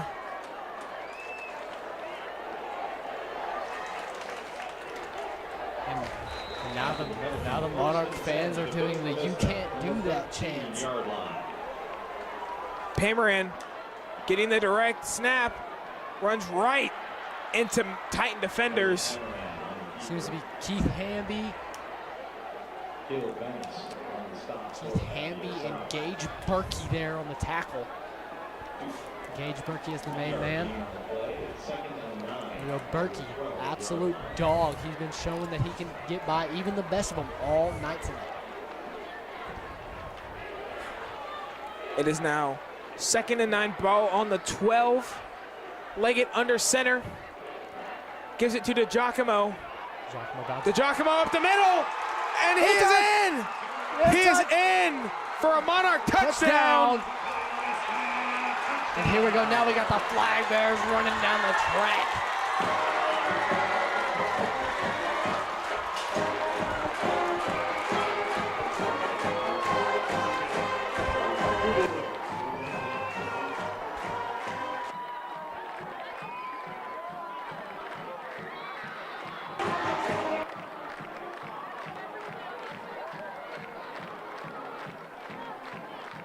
Will's kick is up, and it is good. Score is now 21-18 Monarchs with 3:48 left, and we're going to take a look at this replay. DiGiacomo going up the middle.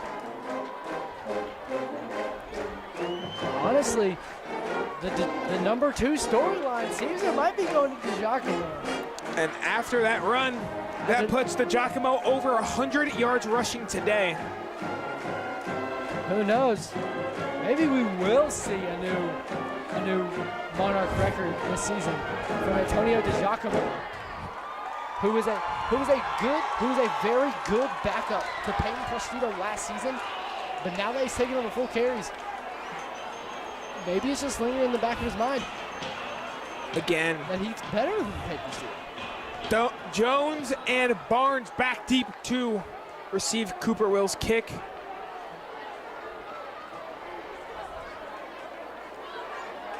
There is 3 minutes and 48 seconds left in the game. 3-point game. This one has been close all night. Nothing like last year's game that again ended 28-7. And about this time is when people were like, it was about the time when the game was over. And Wills here to kick. Squib kick recovered by Kenyon Hunt.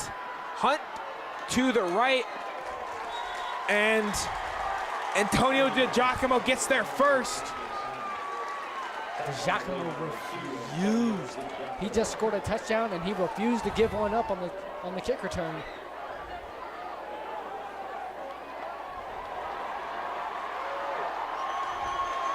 It's a very great perk to have.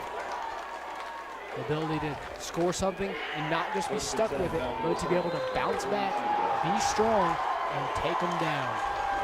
Chase Cunningham in shotgun.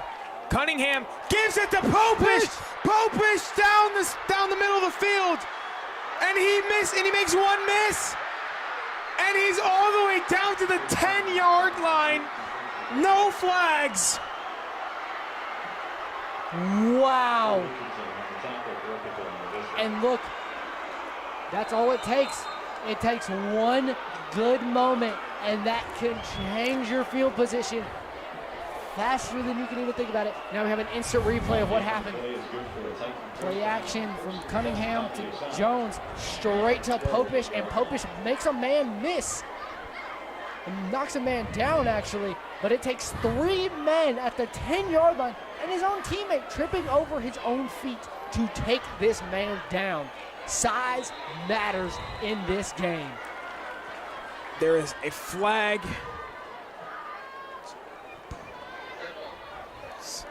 Delay game on the Titans. There should be a 5-yard penalty. That will move them back to the 16-yard line. Correction, 17-yard line.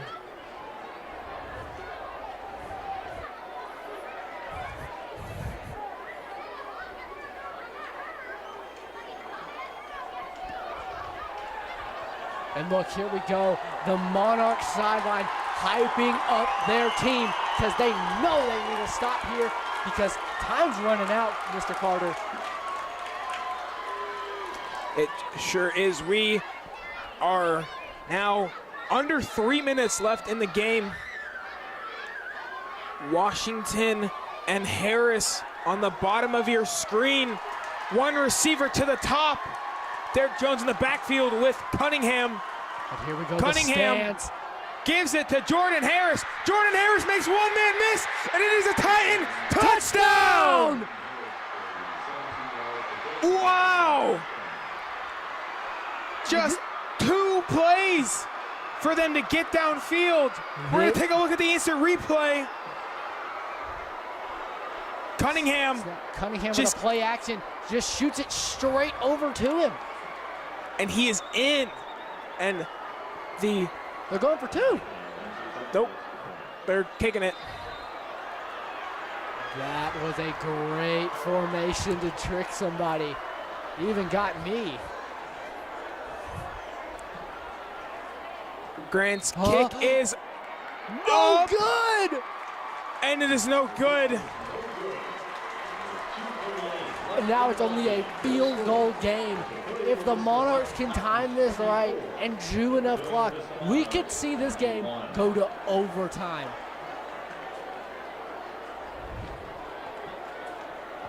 Which would be a first that I've ever seen. I believe that would be a first for me as well.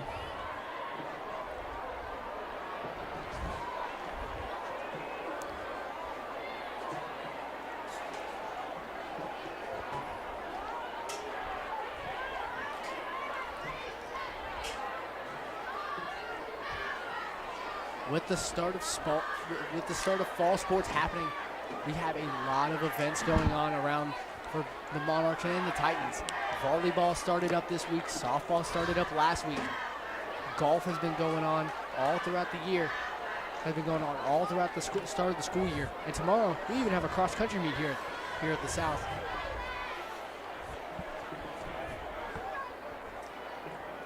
Pamaran and Alex McCann back to receive Mikey Johnson's kick.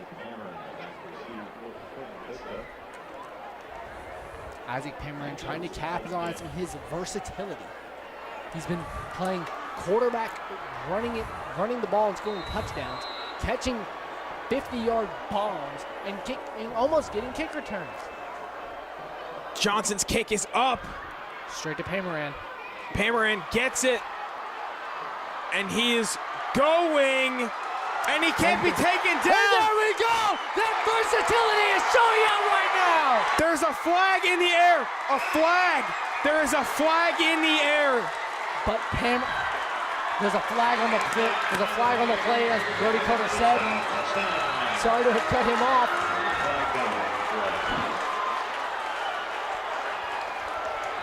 The flag is down on the Monarch sideline at the 49-yard line. Here we go, the flag bearers have to run back. We don't know what the flag is on just yet, but it seems like it could potentially be on the Monarchs and call back that giant kick return touchdown. Monarchs are praying. Referees are sitting there talking it over, just making sure they got the right call, which is something that they've been pretty good at doing tonight. I have not seen anything that I disagree with, so.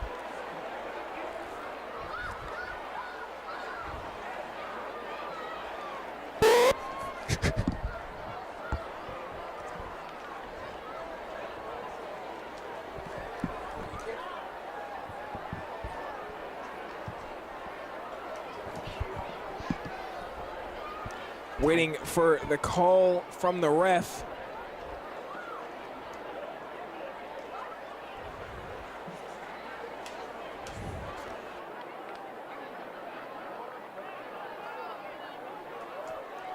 You're still waiting for the call. Titans seem to be sitting there and just waiting for the call to happen, along with the Monarchs, but the Monarchs.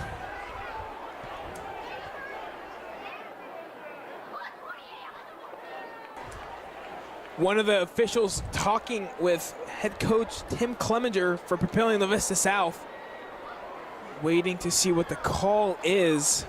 Seems they might have picked up the flag. Two fouls.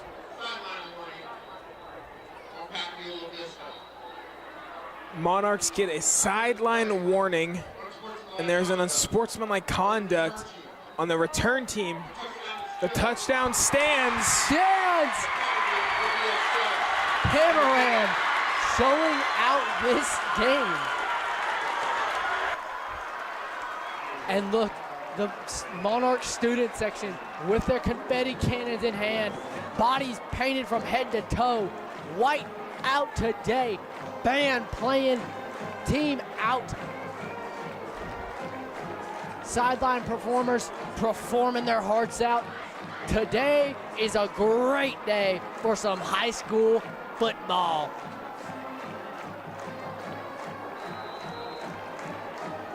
It was a very impressive play from Pamaran. The fact he was able to just perfectly run through that team.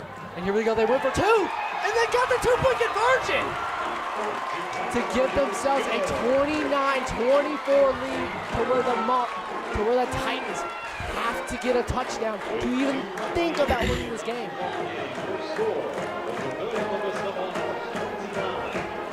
Isaac Cameron having the game of his career.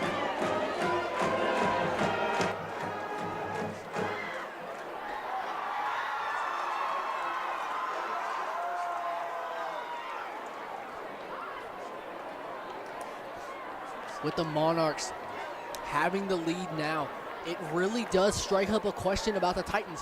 What do they do now? It really seems like they pulled a lot of their cards. So I don't know what else they have left to show. Their fake runs, their runs that they fake going to Grant Beckenauer. To Beckenauer, who go to... So, with the unsportsmanlike conduct, that will move the kickoff back by 15 yards. And another 15 yards. So instead of the kickoff being at the 35, it'll be at the 25. Which honestly, I believe they still wouldn't be able to return it.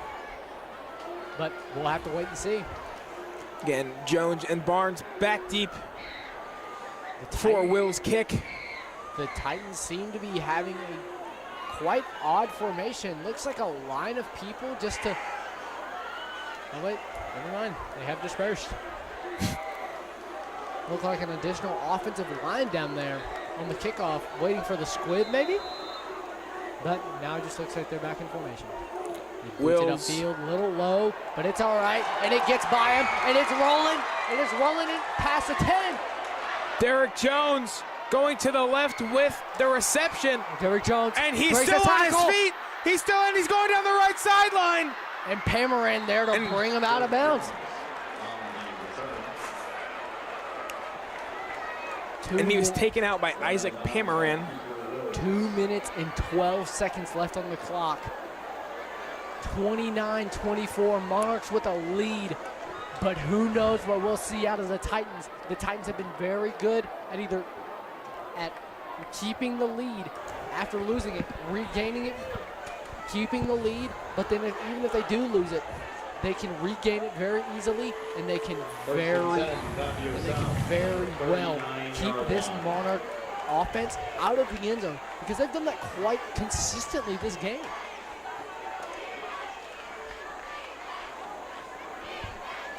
But as I was saying earlier, I don't know what the Titans have left. I do not believe they have any more cards left to show.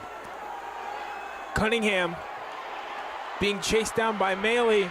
He's going to keep it, and he is taken down at about a 2-yard gain up to the 41-yard line, and he was taken out by Micah Ariano. The former Monarch Chase Cunningham seems to, when he ran out of bounds, seemed to give the Monarch sideline a little bit of a glare, just to tell them, hey, just because I'm over here now doesn't mean I'm not as good as I once was. Doesn't mean y'all are better than me just because I had to transfer. Cunningham bobbles the snap. And it seems, and Monarch signaling it's their ball. Monarch's and got it is Monarch football. 2 minutes on the clock. And the Monarchs just stole the ball.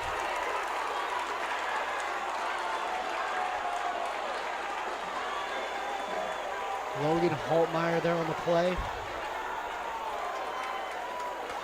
Get an instant replay back to the fumble. Chase Cunningham just bobbles it and is not able to recover it. That will go to Logan Holtmeyer. The junior that I happen to have physics with has been having an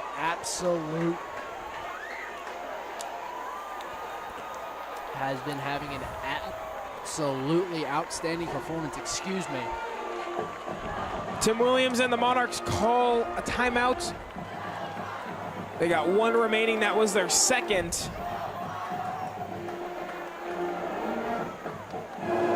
I would expect Tim Williams to just run it with Valencia and DiGiacomo just to run out this clock. No, and Valencia will be coming out with Leggett in the backfield. First and 10, Papillion La-Vista from the Titan 37-yard line.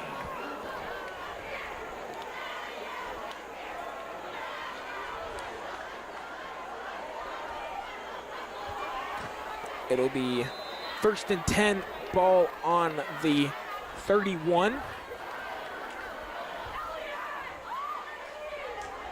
Leggett hands it off to Valencia, and he is stuffed in the backfield by Ben Schaefer.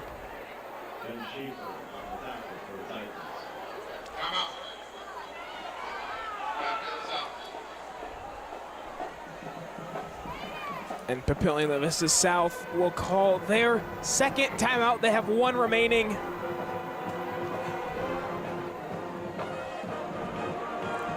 And here we go.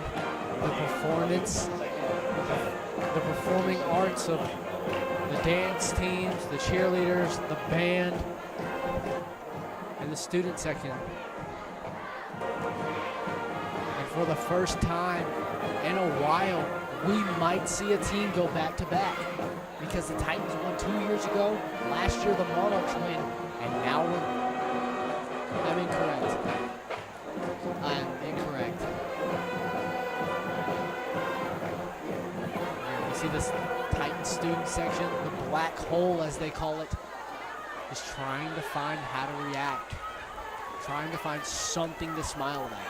Coming out of the break, we got 1 minute and 54 seconds left. Leggett with Valencia in the backfield, gives it to Valencia, breaks one tackle, and is taken down by Keith Hamby and Ty McDougal. Keith Hamby and Ty McDougal, two players who 6-yard gain on play. It'll be third. and the Titans have called their final timeout. Here we go, the band starting to play loud, play proud, play out to just get in the Monarchs' heads, make them focus on something else that's not this huddle. And the Monarchs just trying to do what they know how to do, hand that ball off, run it down their throat, and win football games.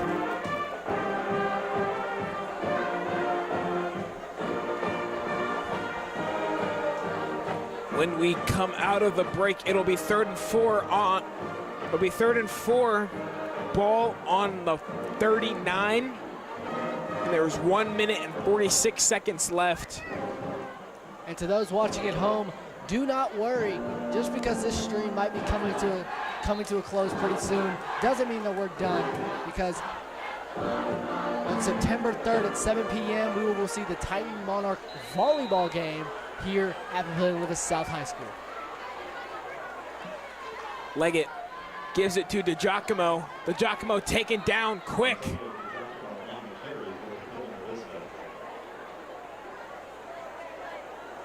Was taken down by Keith Hamby and Gage Berkey. Gage Berkey and Keith Hamby again, both very key contributors to this game. And since Clemenger used his last timeout, the clock is running, so Williams can use basically as much time as he wants, but there's about a 1.5 seconds between the shot, or between, not the shot clock, between the play clock and the game clock.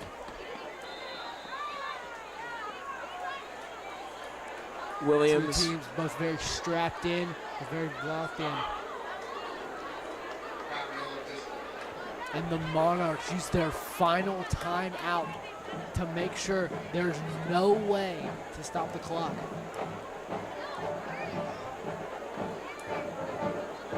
And again, the band is playing out, playing proud. Williams called his timeout with 1 minute second with 1:02 left. And it is 4th and 3, ball on the 30. Right now, Monarchs are up by 5, and if they kick this field goal, the Titans absolutely have to go for 2 if they are gonna kick a field goal here on 4th down. But it looks like Leggett and the Giacomo are coming out on the field. It's going to be quite interesting to see what they do here. It's going to be interesting to see if they go for a handoff and just try and chew more clock, or if they go for the first down and try and just keep that clock moving. The Giacomo There we go.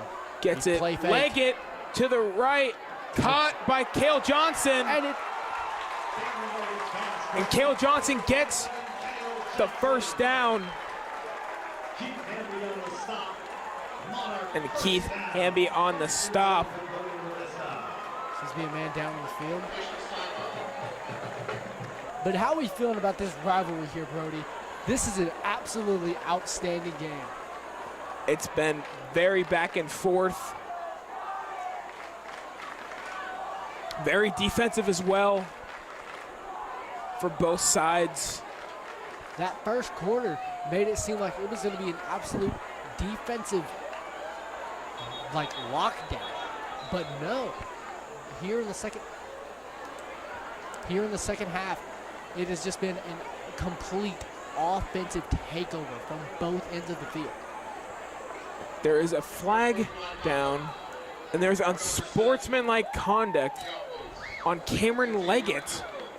It'll be a 15-yard penalty, and they will remain their first down with 55 seconds left.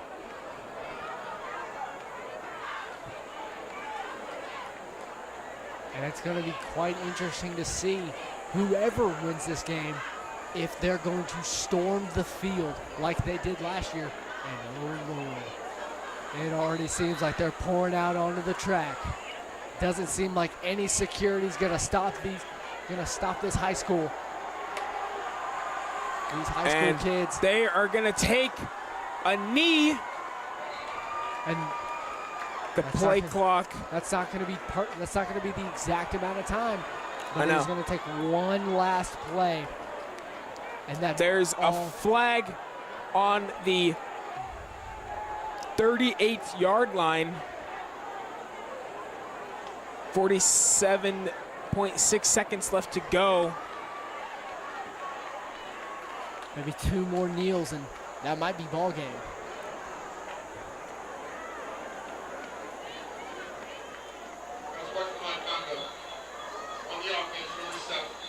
There's another unsportsmanlike, and Cameron Leggett is now disqualified because that is his second unsportsmanlike.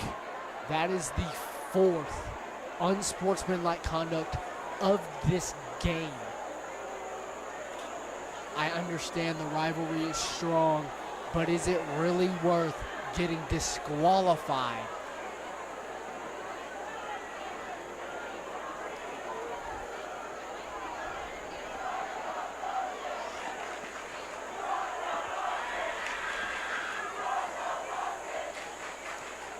And they will go for another kneel down.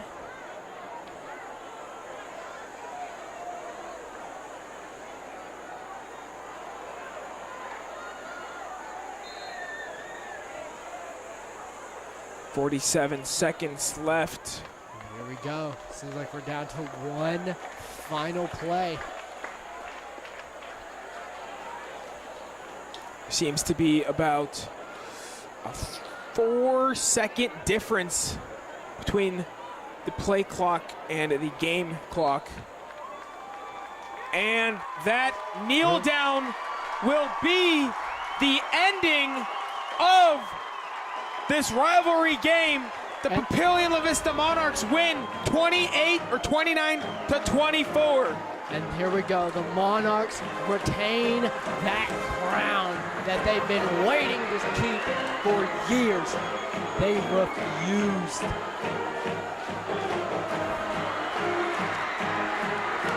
And for all season long, and for all offseason, all since they lost in the playoffs, they have been waiting to get it over. And to staff administration for Williams La-Vista High School, and thank you for making success wherever you're headed. We'll get there safely. That will put, so next year, for those that do not know, it is a 2-year rotation for the home team. So next year, next season, Titans will be home, Monarchs will be away, and both teams are going to change completely different over the past next couple of years. But with that being said, the Monarchs 29, Titans 24. And for me, we want to say thank you to our amazing teacher, Ms. Hoke, and our crew for an amazing, outstanding stream and for all their help. Thank you to the PLV Media parents for providing the food for our crew. And as stated earlier, next week the Monarchs will be facing the Lincoln Southeast Knights on the road, while the Titans will also be traveling to compete against the Omaha North Vikings. Our next PLV Media stream will feature Titan volleyball as they go up against the Monarchs on September 3rd at 7 p.m. For me, Brody Carter, and my colleague, Caleb Turberville, thank you for joining us, and we will see you guys next time. Yeah.